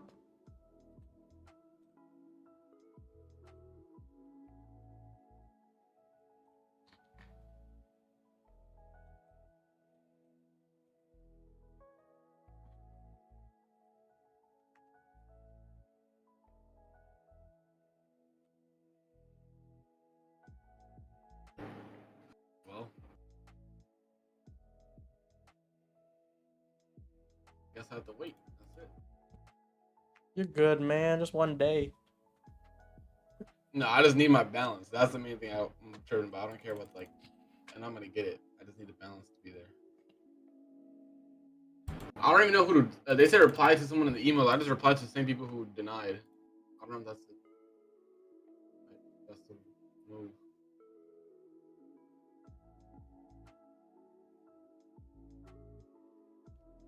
Should get displaced through this low here. Pretty disappointed we don't take this low out.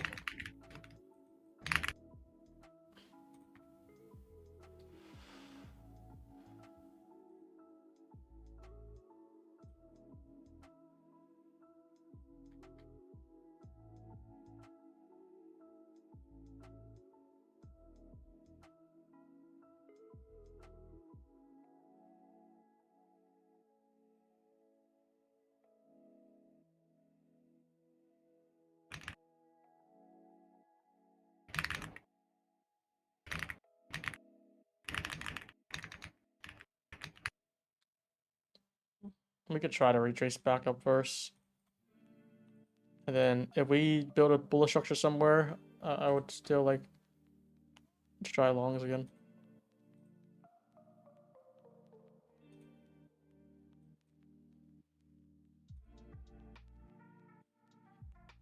More a scalp opportunity, right? ES did take the lows here, and Q, I just hate to see NQ like this with low resistance liquidity being built up. Sweep this first and then build back up for longs to push out New York high as well as the buy side high. That'll be what I'm looking at.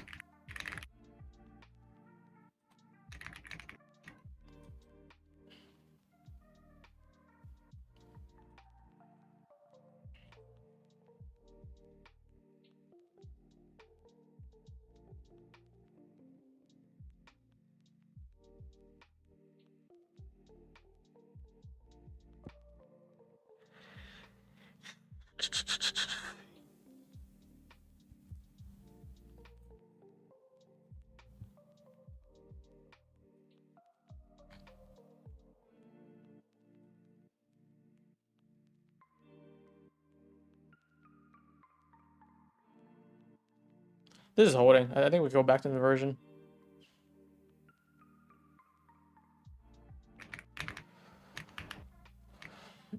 And then try to push lower from there.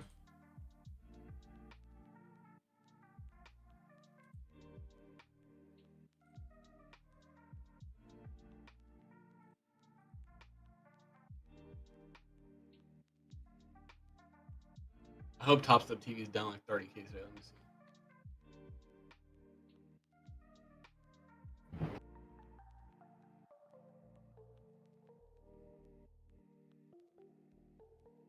Let's see if we can reject from here.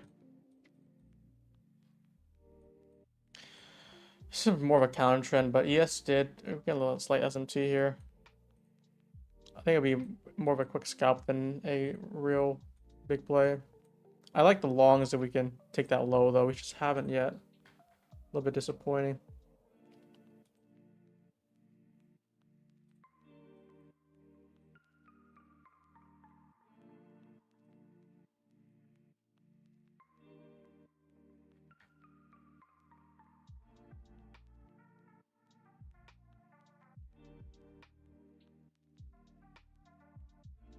Pretty bullish.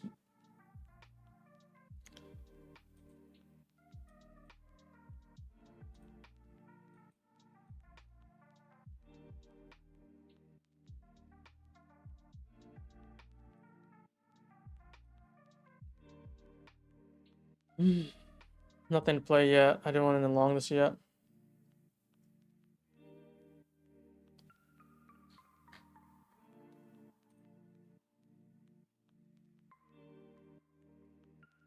MQ did take that low. I'm not paying attention to MQ. Even then, like we still have this low resistance. I want to see this actually get a nice sweep and drive down before flipping back up, but we're just going to get drawn into this high here instead.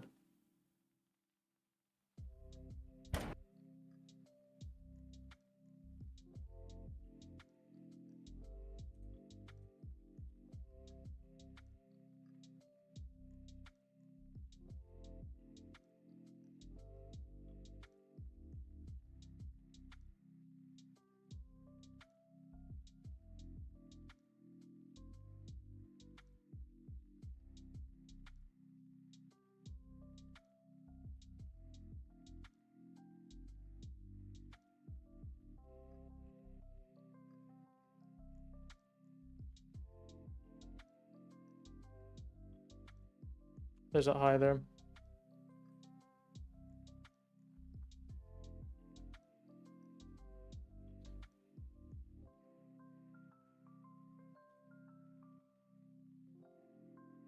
Both high taken now.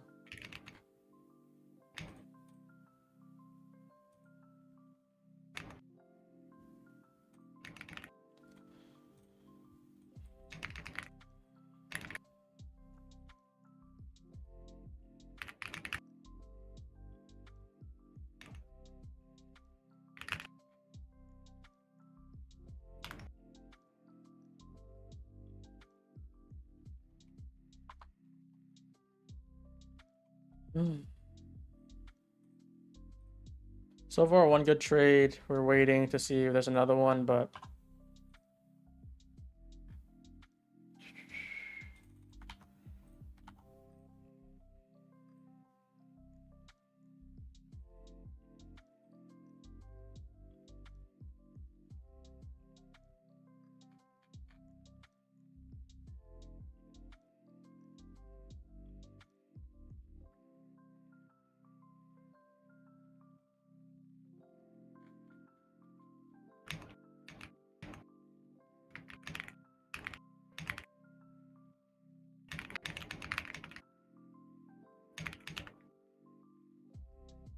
stalling out right here.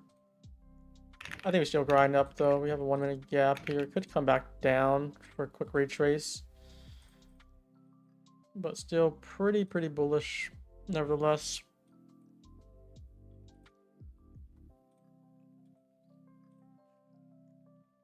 Still holding from 350. Let's go, Kelvin.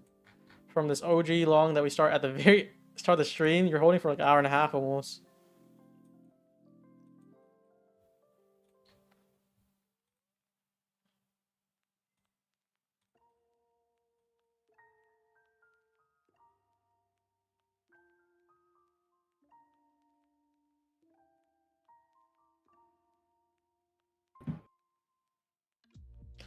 Draws higher. We took the high of day already.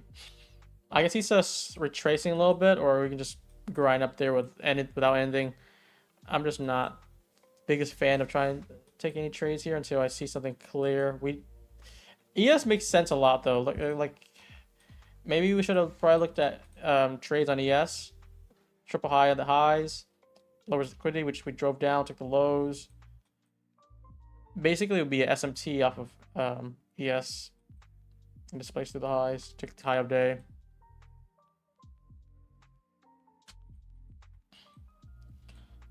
Perhaps just retrace for higher though.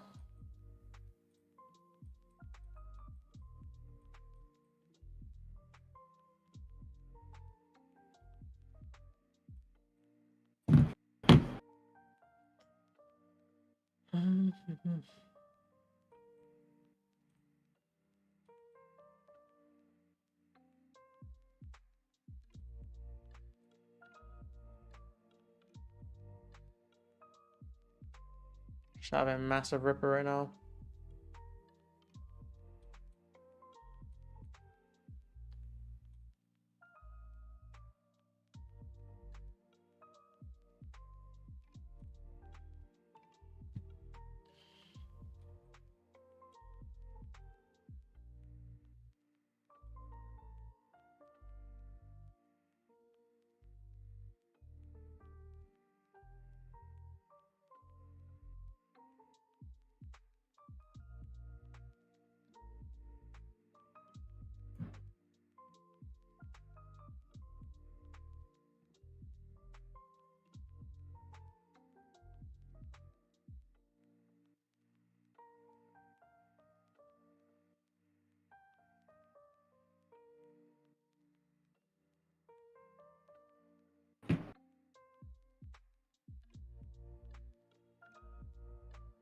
What do you guys think, chat? Still look at longs. That's what I'm doing, but where will you try to join longs if you aren't long from previously already?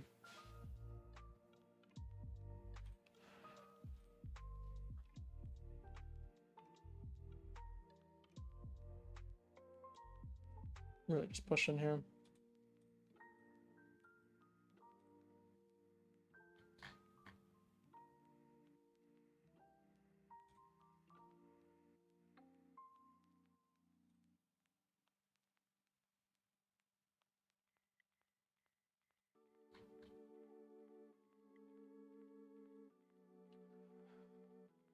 Slow grinding.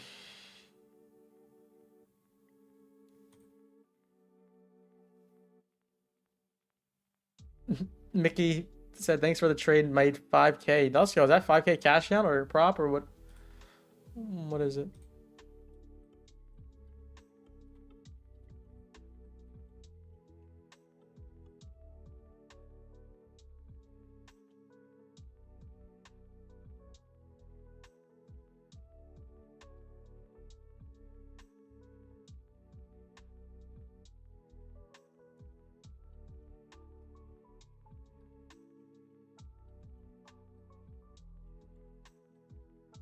We get a 5-minute gap here, about to be made. We'll see where we can play from there.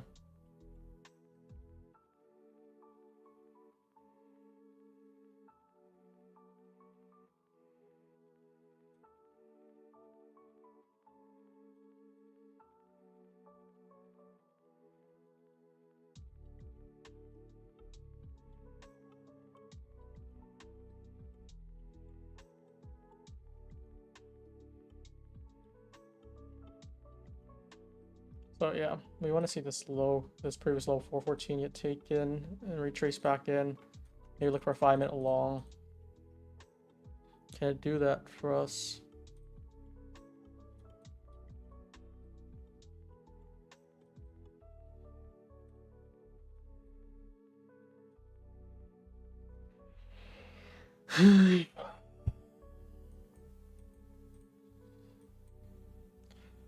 $447 target still.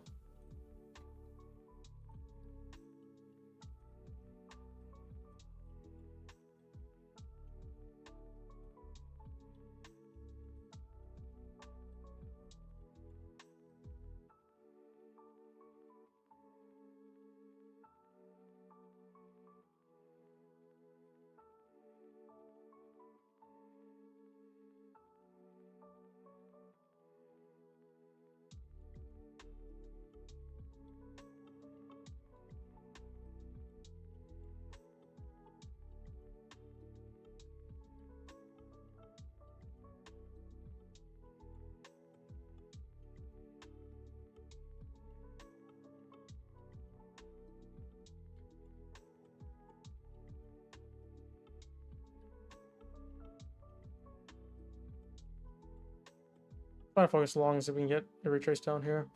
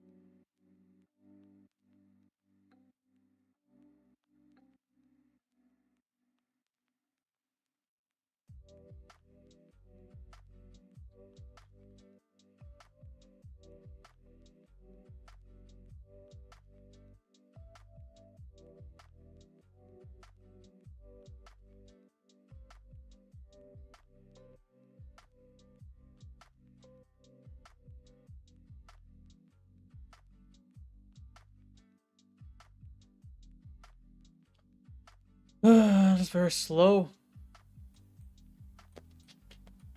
Shit is long and trailed it from all the way back here, man.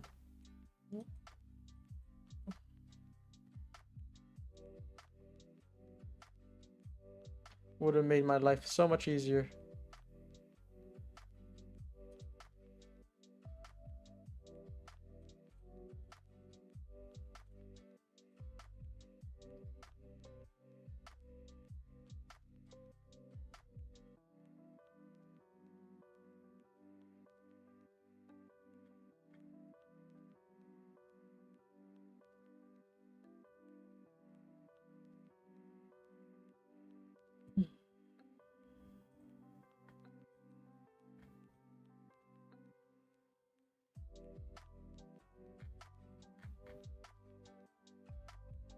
Some marked out hourly gaps here that we left as a strong imbalance previously.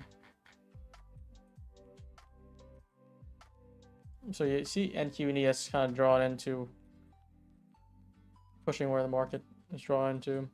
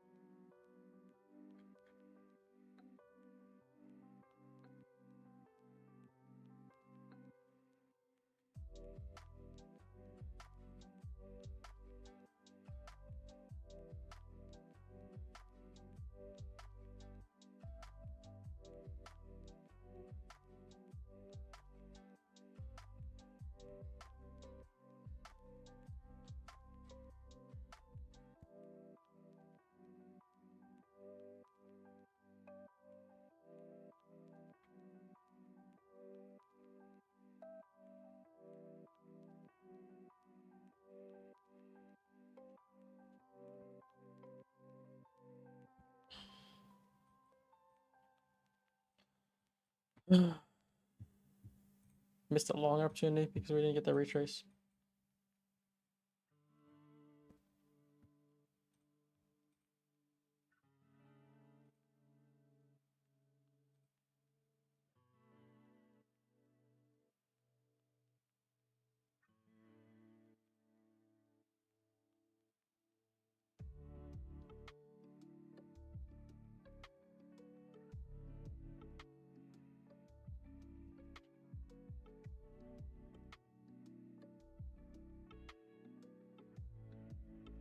Hmm.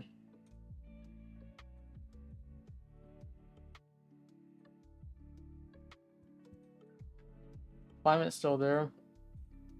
I like it more now than earlier.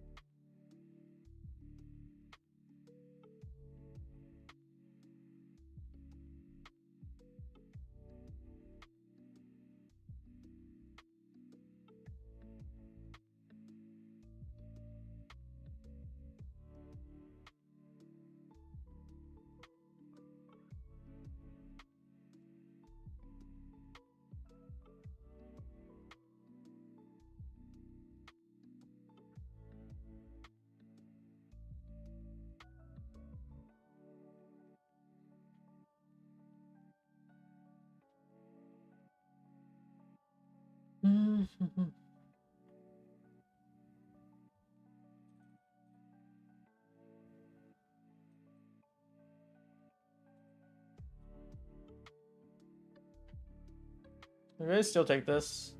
I'm gonna just watch for it for a 1 minute confirmation first. I'm not gonna just long this right now.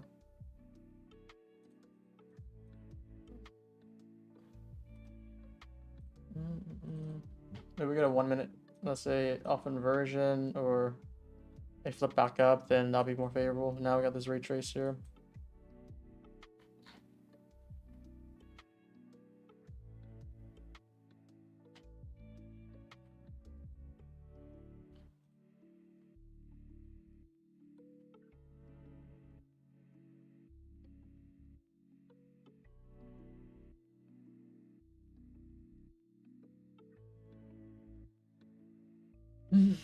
Create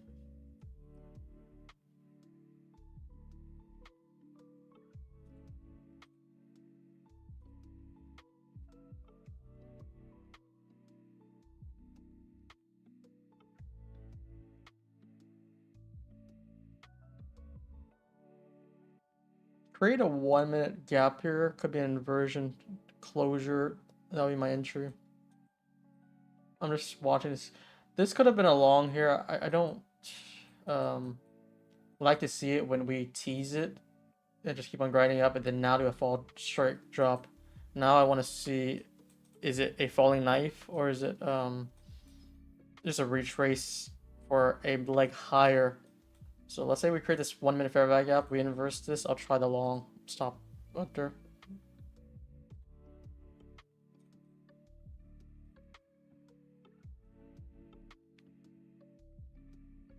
It's a little difficult though. I'm also thinking about risk reward.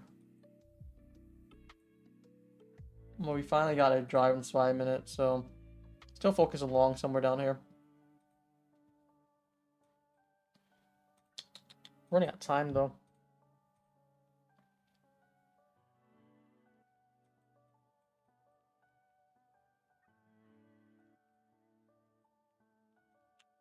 Just 447, 448 around the corner now.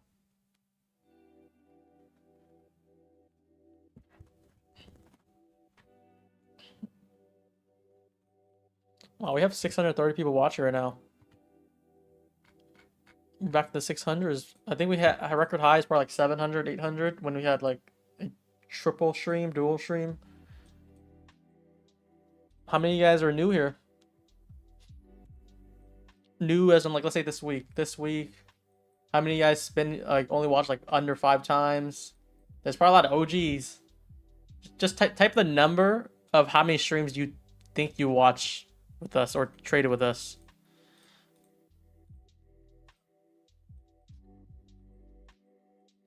Look at this. If we do get a strong push under via this 5 minute, I would actually look for downside. We have some good, juicy, low risk liquidity right here.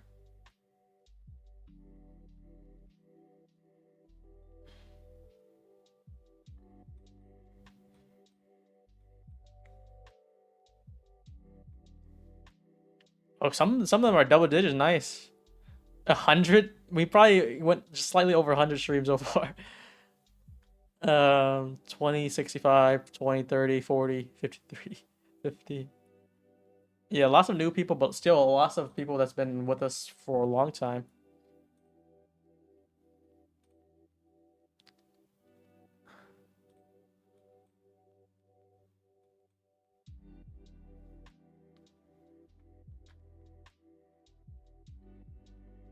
The question is how many streams have you estimate you watch and traded with us? Good along this. See if this flips first. Just think about risk reward. Do you think we would stop consolidating and just really push for it? If we get confirmation somewhere? The way that we move up, we really this is if this swept, that would have been any first inversion you would take this trade for push high, take out these highs. Harry Wang. That's an OG. Like there's two types of OG. If you've been with me since penny stocks, you're very OG. If you've been with me since like the Harry Wang era, you're still OG. I think I was trading. I wasn't even trading prop before Harry Wang was around.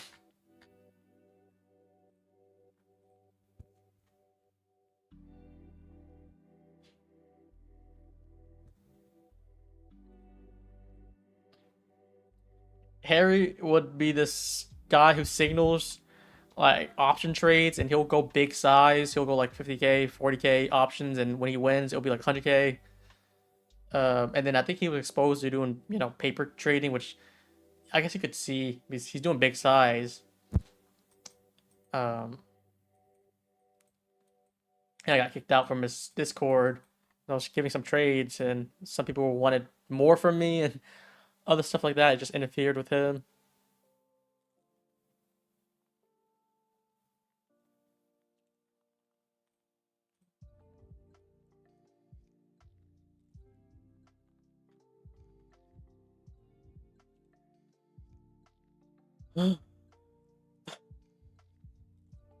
Stonk Sleeper. How has Stonk Sleeper Jason been?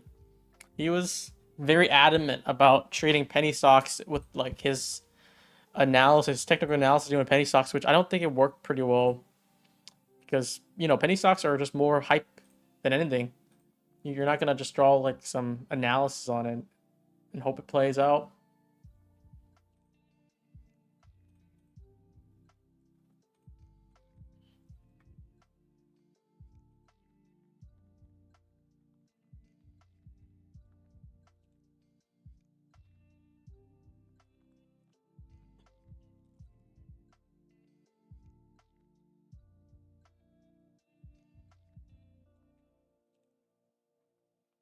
We got some hella OGs here.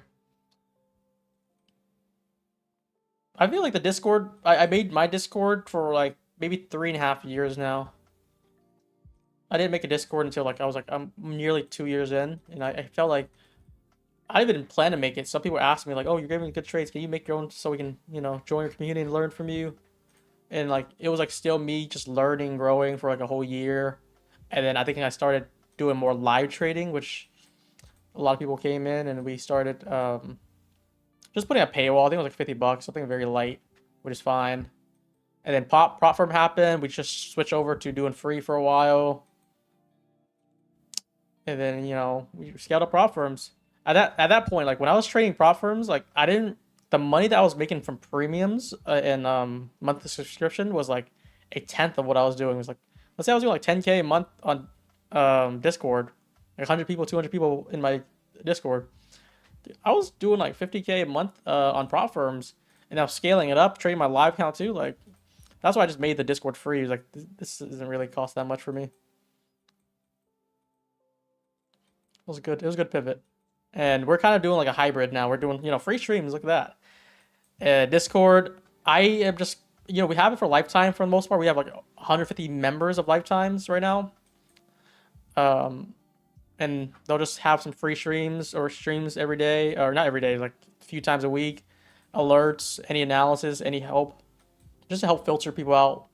That's the best way, because I can't have like 1,000 people asking me the same question.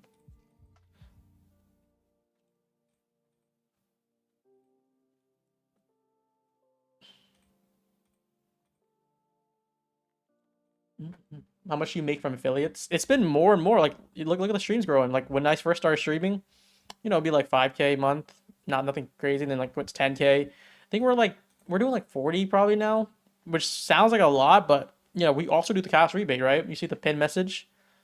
Let's say for Apex or another firm, we get 15% commission. You spend $100, we get $15 of that. We give you 5% back right off the rip. So 1/3 of it goes back to you, 1/3 of it goes taxes, 1/3 of it goes to our developers and our support team. I don't mind it. We don't make too much from it. Net profit. I think I probably paid the developers to create all the system and the verifications and all that stuff like 20,000 already. They working hard. It's a 3 developer team. The only thing I really need is the platform. Yeah, that's also exciting. Like while we're watching for something like this. Oh, it's a breaker here. So look at this. We inverse this, create a breaker, push up the highs. This is nice. This is nice. Swept this low too.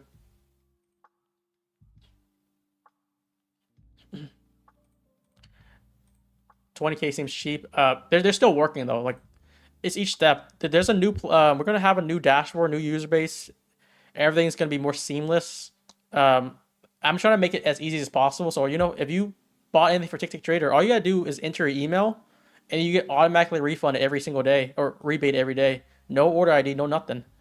I'm trying to get that set up for every single firm, as well as a better platform like where we have educational, other materials, stuff like that. Just it's gonna be like everything that you need. It's gonna be there. And then we also have the ideas like giveaways, and if you're a lifetime member, we'll give you giveaways or extra rebates. Just bouncing up some more fresh ideas. The latest thing they're working on is doing a cash rate. What do you guys think about this? So let's say you have a friend, they don't know about the cash rebate that we have. You refer them with a referral link. They sign up with your link or your code or something, and any rebate they do for the last or next 90 days, or I don't know, it'll be like, let's say 9 days for now, 3 months, you'll get like a fifth of their rebates. I think on average, people get like each month like $80 in rebates. So you've referred 5 people. It would help like grow the community up, and then that way we can give more giveaways as well as more cash rebates, because it's very costly for all these developers and support staff and everything. We have like 1,000 people right now on the website.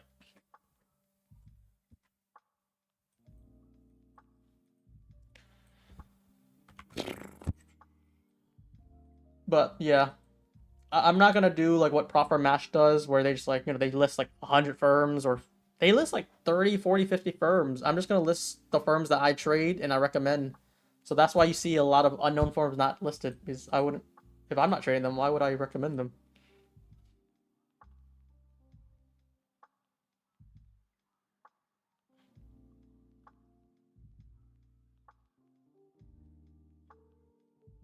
But yeah, that's just side topics, because we don't really have anything here. We're about to get a breaker here, guys. Do I want to take this trade pushing 3 p.m. right now? Almost outside of our trading time. It's like similar to this without the strong displacement to a high time frame or a Peter ray. The only thing is like it's a 5 minute or 5 minute rebalance, 1 minute confirmation. This is a 1 minute confirmation here. If we get a closure above, which we do already for this breaker to confirm, we have a fair value gap inside of it. Honestly, I would. There's a chance that it doesn't even go to this fair value gap. We just probably see an order block retap here. Let me delete some of these arrows. I feel like I would like this trade for like a 10-point stop had it not been so close to 3 p.m. But it could be a decent scalp. We didn't get the inversion though, by the way. That's a problem. I didn't take this yet. I think with inversion, we need a stronger closure above, right? And then retrace back inside. You can put your stop healthy above. With something like this is way too tight of a stop, right? Like, think about this. This is a break here. This is like a 6-point stop if you get in the order block, not even the fair value gap. If you get in the fair value gap, are you trusting a 4-point stop? But the idea is to look for a continuation confirmation entry model and then play for the draw. Looks like we missed the long yen. If you're the same person from yesterday who mentioned we missed the long, we did miss it, but this time we didn't. We had this long. We literally long at the bottom of the PM session. So if you're looking at the PM session, 1 p.m., this is essentially the only good retrace that we had. Had I held that, I mean, we would have been balling, but all right. Anyways, strong displacement through this fair value gap, through this breaker is a short for me though, or I won't be bullish. Let's see.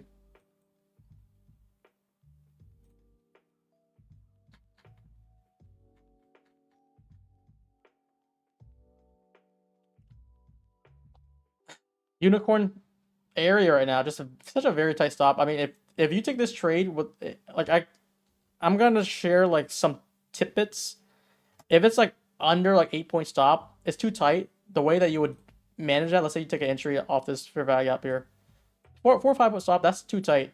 You would do it only with a closure under, so it's gonna be more of a loose stop. You can put like a final stop, let's say here for 12 points, but if we get a closure under this breaker low under 411, you take the exit. So it could be, let's say 411, it could be 410, it could be all the way to 408. It's just still relative. So that's how I would maneuver that stop if I had an entry from this fair value gap, and the invalidation of this breaker, the model is way too tight.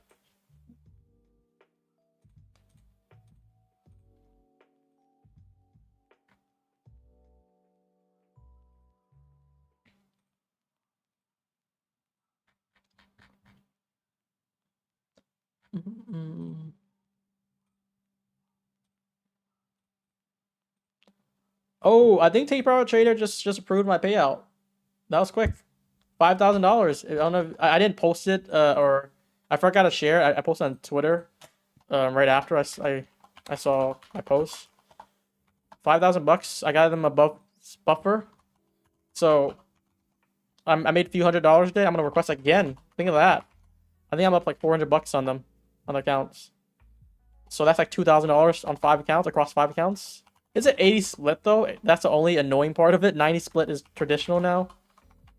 So if I request 2,000, it'll be what 1,600 or 1,500, something like that. And I'm gonna repeat that. I'm gonna repeat that every single day. Whatever I make on stream. One base hits. Did you figure out how to do the take profit giveaway? Someone responded to me, the one of their staff. They said it's in the credit bank, I think. Let me check. Well, yeah, good point to remind that. I'm gonna look at it, and then if we have it, we can just do some giveaways right now. In your account credits.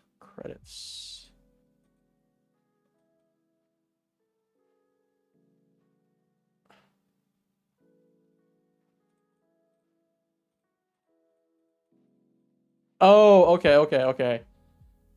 I'm not gonna give them a code. I just need their name and email, and then I can. Okay, yeah, that's fine. That's fine. So yeah, we can do the giveaway. We can do the giveaway. I think it's for a 50K take profit.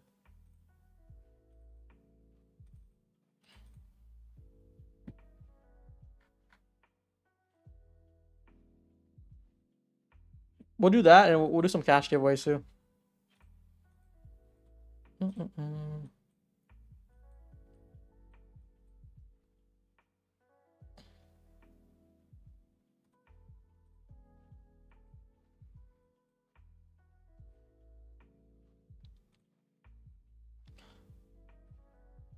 This actually is playing out pretty well right now.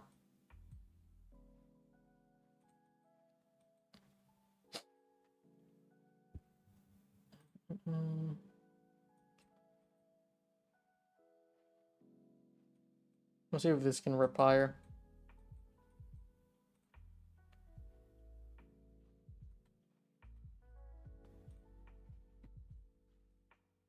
Another unicorn trade in the books. Oh, dude, the giveaways didn't start yet. It's someone who starts it and then everyone's just spamming. Like, when did we say it started? I want to see this play out first. I just have this on Take Profit Trader. I didn't copy trade in my Apex or anything or Top Step because we're getting close to it, and any money I make on stream, I'll just withdraw. So we'll see what this looks like here.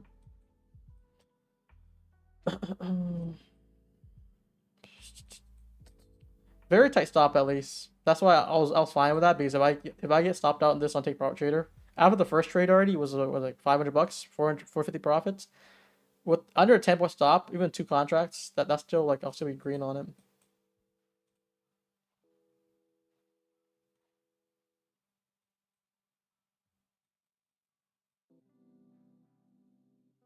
Should we try this again? Let's do guess the, we're not gonna do it yet, but let's actually do it this way. Guess the NQ price. First one to get it closest to let's say under 0.75. Wait, is that the other way around? Yeah, I think it's under 0.75.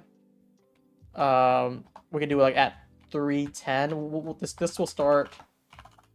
Let's do like 305, and then last call 308. Cut off. Make it for fun. This will be for a free Take Profit Trader account.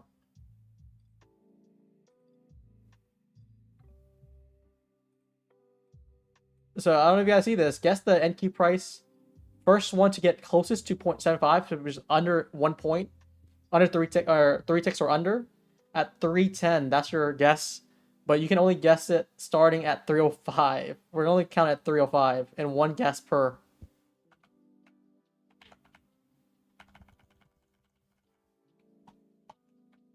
This is so chaotic. You guys are just already typing it, but it's not gonna count. 1 guess per person, per user. Only guesses that counts will be at 305. If you guess twice after 305, then we're just gonna cut you off. Let's make this a little bit more fun.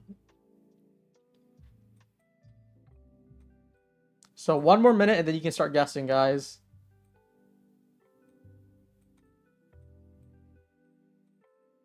That 310 open price.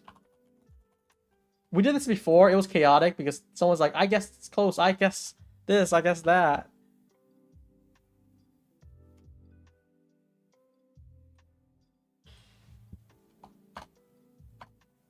In 30 seconds, you have to guess where NQ would be at the open of 310.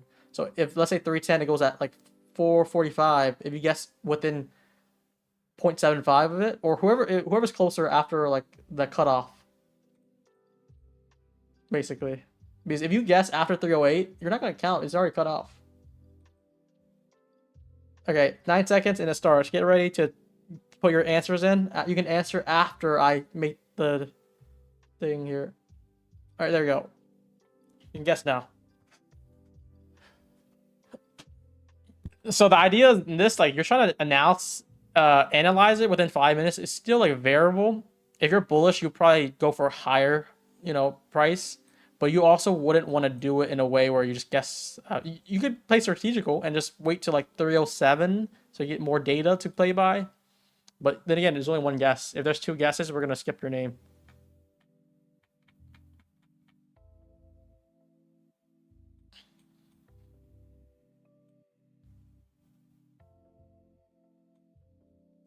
Hopefully that's clear. Guess the NQ price. First one to get it closest to 0.75, 3 ticks basically at 310 open price. Guess start at 305, last call 308 cutoff. So you have 3 minutes basically from 305. If your comment is at 308 or after, it's not going to count.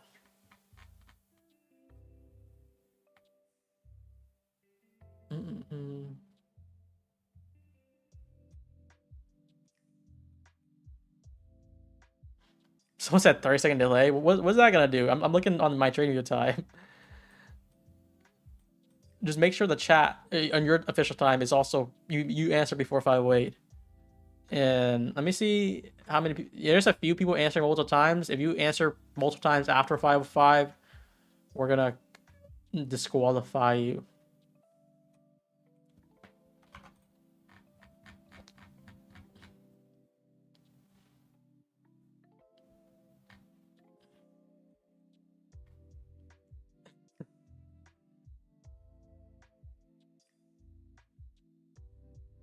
$3.10. 3 more minutes.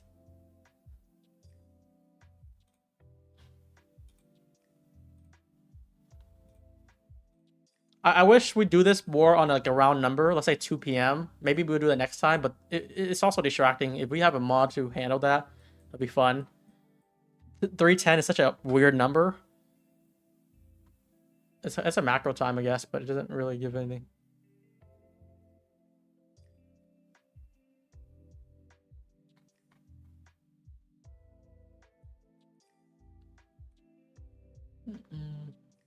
Just make sure you comment before 308 your time. This is my time, is your time as well. The stream might be delayed by a little bit, but doesn't matter. All right, moment of truth coming up soon here.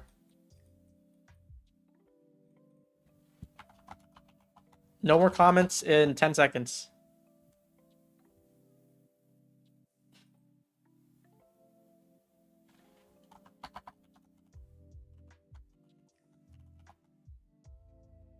All right, no more comments. Cut off time.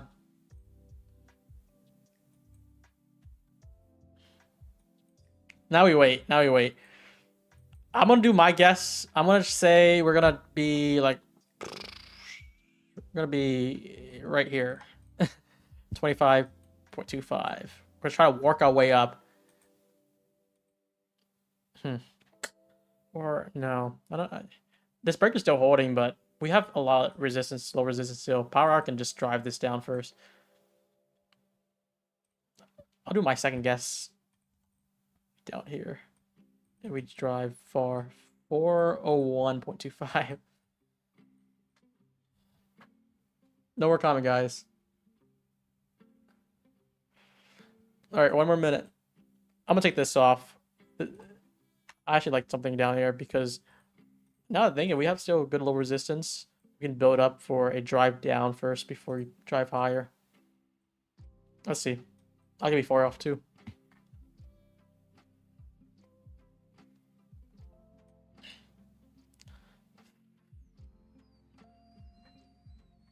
All right, I'm gonna scroll up to where we first start. I don't have a bot to be able to handle this. I'm gonna have to do a manual check. The only thing I have is if the bot can confirm with the winner if they comment it multiple times. That's the only thing I can really do.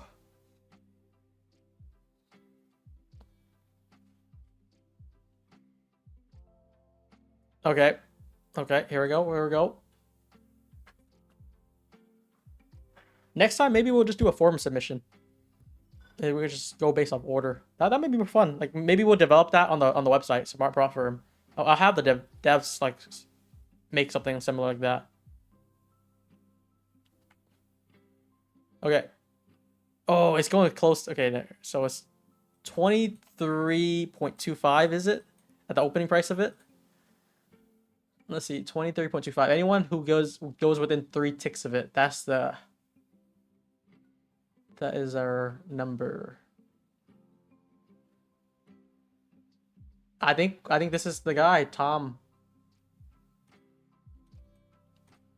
time higher. So I'm going from this start here, 23.25. Anything with under 1 point of it. Not him. Where was he? 23, 23. I saw him somewhere. Oh, it's him. I think it's him.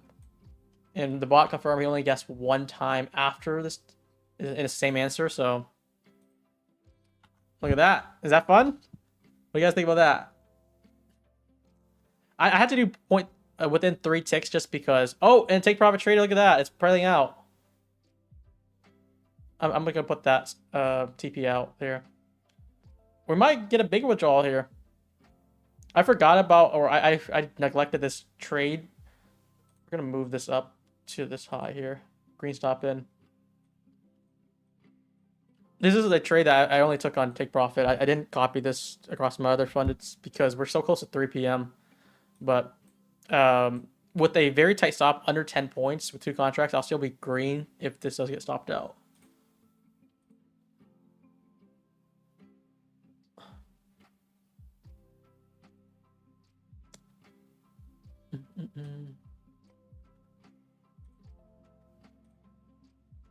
Yeah, if you're saying we're within 1 tick or perfect of it, like that doesn't matter. I'm just gonna.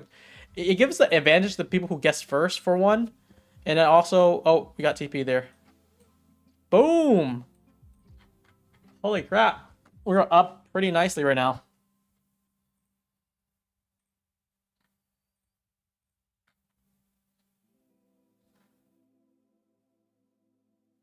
Wow, good play, fair play, fair play.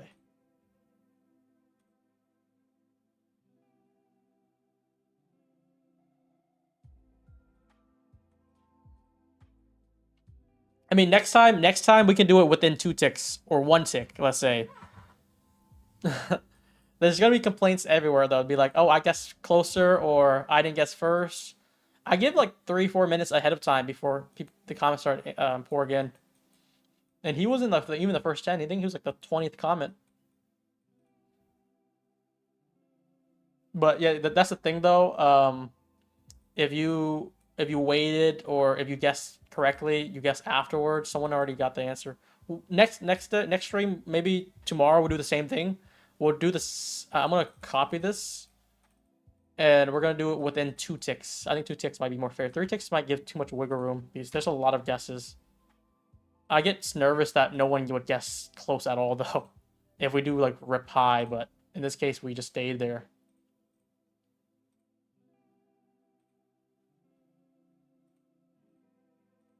But yeah, no, I think that was fun. That was fun. This was much better than last time, because last time it was very indecisive.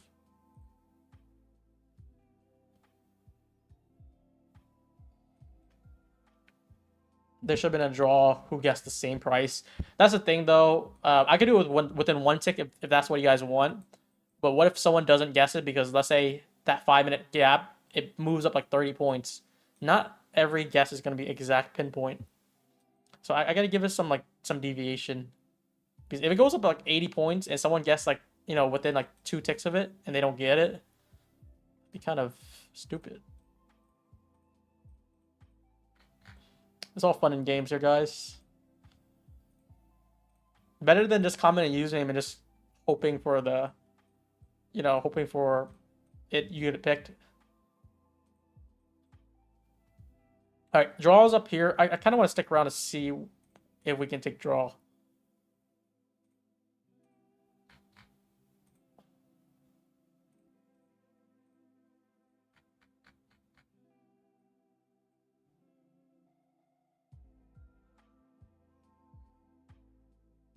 Oh, you know what? Where did my high time frame candle go? Did I remove that? It should be up here somewhere. I think I removed it. What? Oh, it's this one. No, this. Is it this one? No, maybe I deleted it accidentally. I want to just stick around to see if we can take out the SPY side.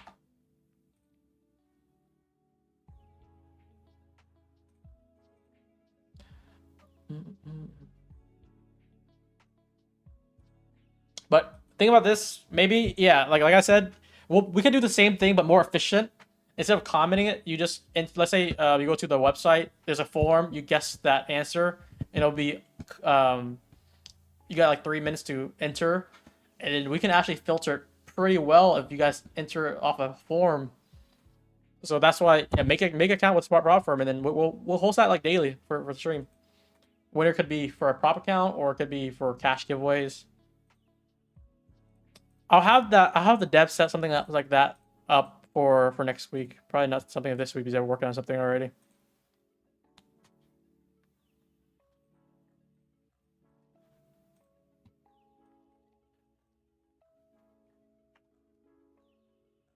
Calvin, I remember you said you're long at all the way down here, and someone else also, and you guys are holding all just 448. I mean, we're not there yet, but we're only like 10 points shy of it, basically 10 points ish. Take that money, man. No reason to just go for every single point.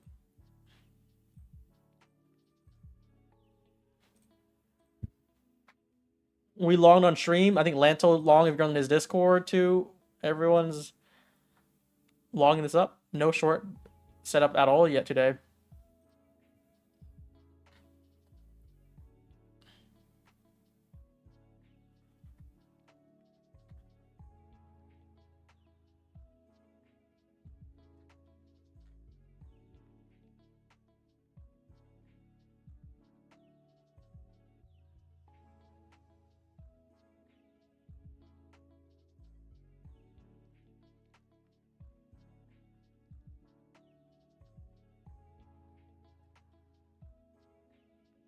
Tom, just DM me in Discord. You just DM me in Discord and take a screenshot of your YouTube username, and I'll collect the details from you. I think all I need is your email, and we'll give you that free account.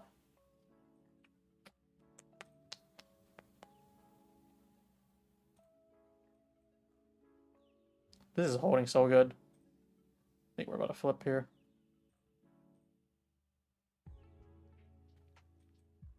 We're gonna really go for the highs.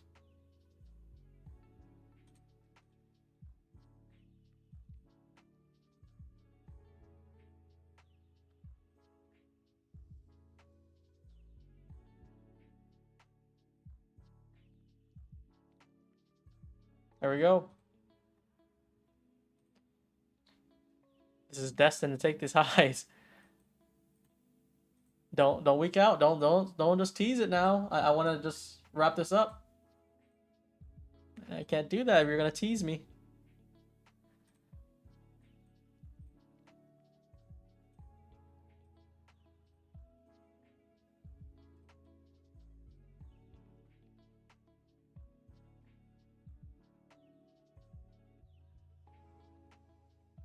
Yeah, so two solid trades today. We took one good trade yesterday, two good trades today. Shooter gotta shoot. We'll repeat it tomorrow. We'll repeat it Friday. We'll end the week. We're very green. Get a nice payout. And then run it back next week. Yeah, and those were Discord. We didn't do the AM stream today. I actually didn't really like the direction of where price is. I don't know. Did you guys like AM today? Was there good delivery? Because I just wasn't confident on where the price is going other than the upside, which I didn't appreciate too much yet. There's a unicorn here. It barely retraced to. I don't know if this is an entry for me. Very quick. Just looking very close and then start trending down. Did we get a bearish flip somewhere?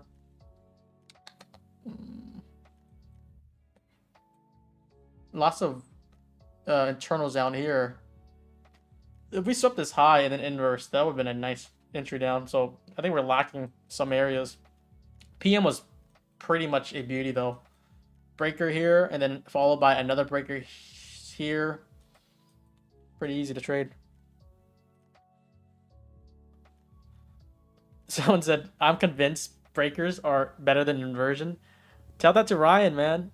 That's what I kind of tease Ryan. We do that to any inversion trader too. I do that to Desi too, like inversions or breakers over inversions. But in reality, I use both. I don't really have a preference. Or I do have a preference, but I think both works out with this right criteria.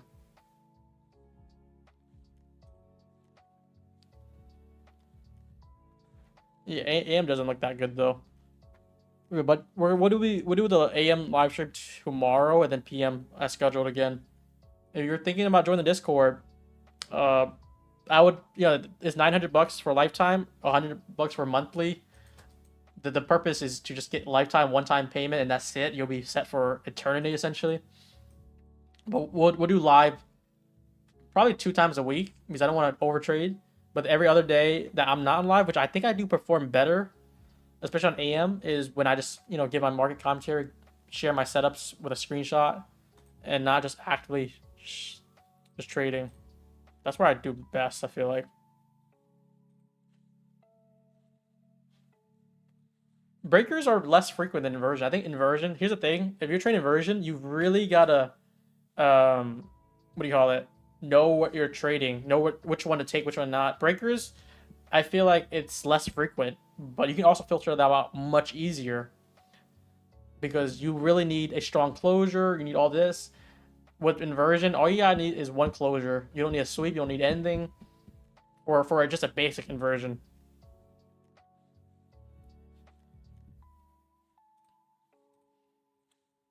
I think more traders would do better with breakers though because it's easier. It has better rule set.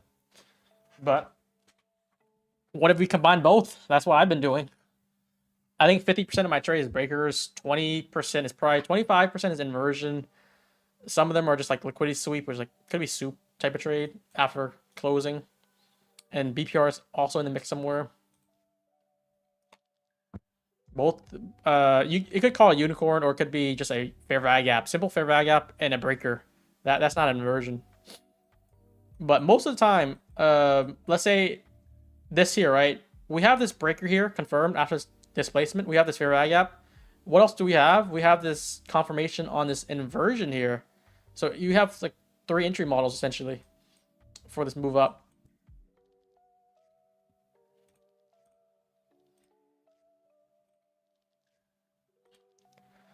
And the other side of it is like what most people lack, I feel like, is patience. People don't have enough patience.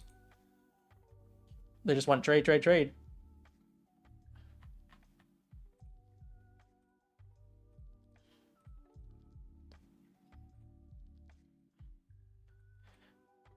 This stream so far, we're averaging 1 trade every hour, and we're trading the 1 minute. There's probably like 6 different setups you can spot in the 1 minute, but we filter through them. So this is a good trade for 1 to 2 p.m., and this is a good trade from like 2 to 3, very close to near the end of the session.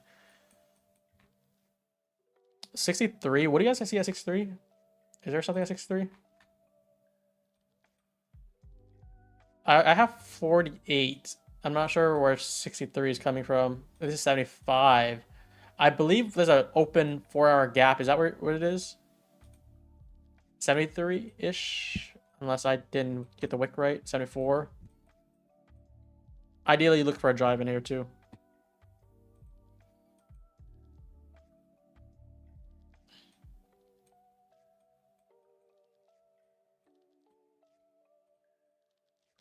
And then another last note that I would remind you for this trade, why we also took this trade is because why we wanted a 5-minute retrace. That's what we got. We confirmed.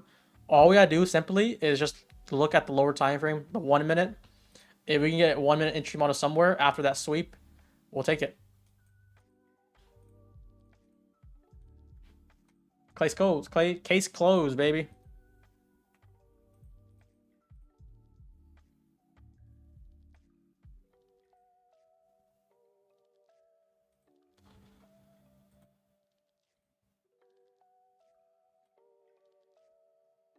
So yeah, W's in the chat. If you're able to long all the way up to this high, I TP'd out here again, just because I wish I should start trailing this more. It's hard though because think about it like this. This is a simple 1.6 RR. If I held through it, yeah, that'll give you 2.6. Ideally, you do one contract. One contract. What is it? If you have 2 contracts, let's say you 1 TP at immediate draw. The main draw here, you put a trailing stop on. So let's say the trailing stop is that previous low. Once we close above that high, keep it going. So it will look like this basically next. This would be your stop now if we get a closure above this high. This is the green stop here if we close above this high. And then we'll target the main draw. That was a long stream, guys.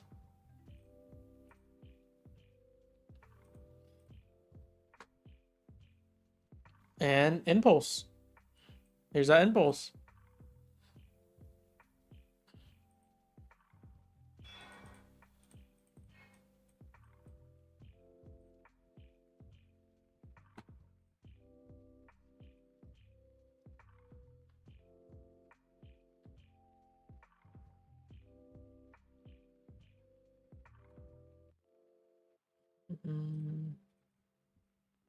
If Friday price action is good too, we'll do a AM Friday Discord live. We'll start doing that, something like that. Like maybe one day of the week we'll have a free AM session, and then 2 would be just private, and then other 2 would just be other 2 of the trading days. It's 5 total, 5 trading days. Would just be me alerting.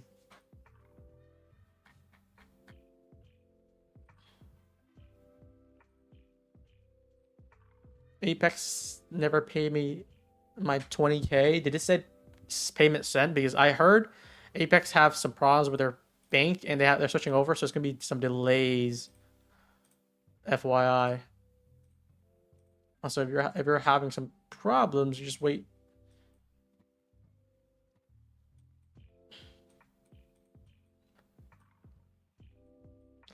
I'm like leaning for a break on the downside though, at least like a drive down for power hour. That's what I'm thinking is gonna happen here. Look at ES also. This is starting to build up pretty good.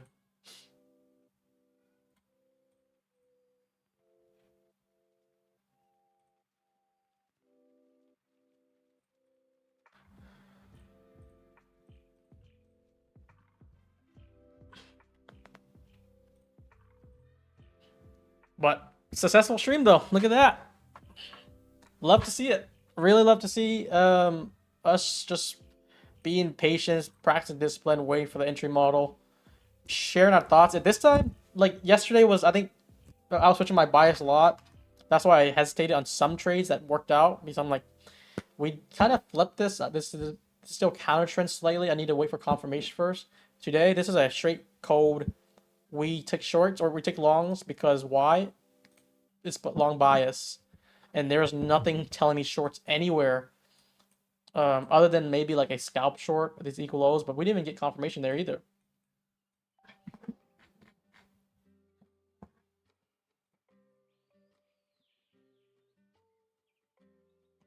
Someone asked me, I think multiple times lately, like, how long are you gonna do YouTube streams for?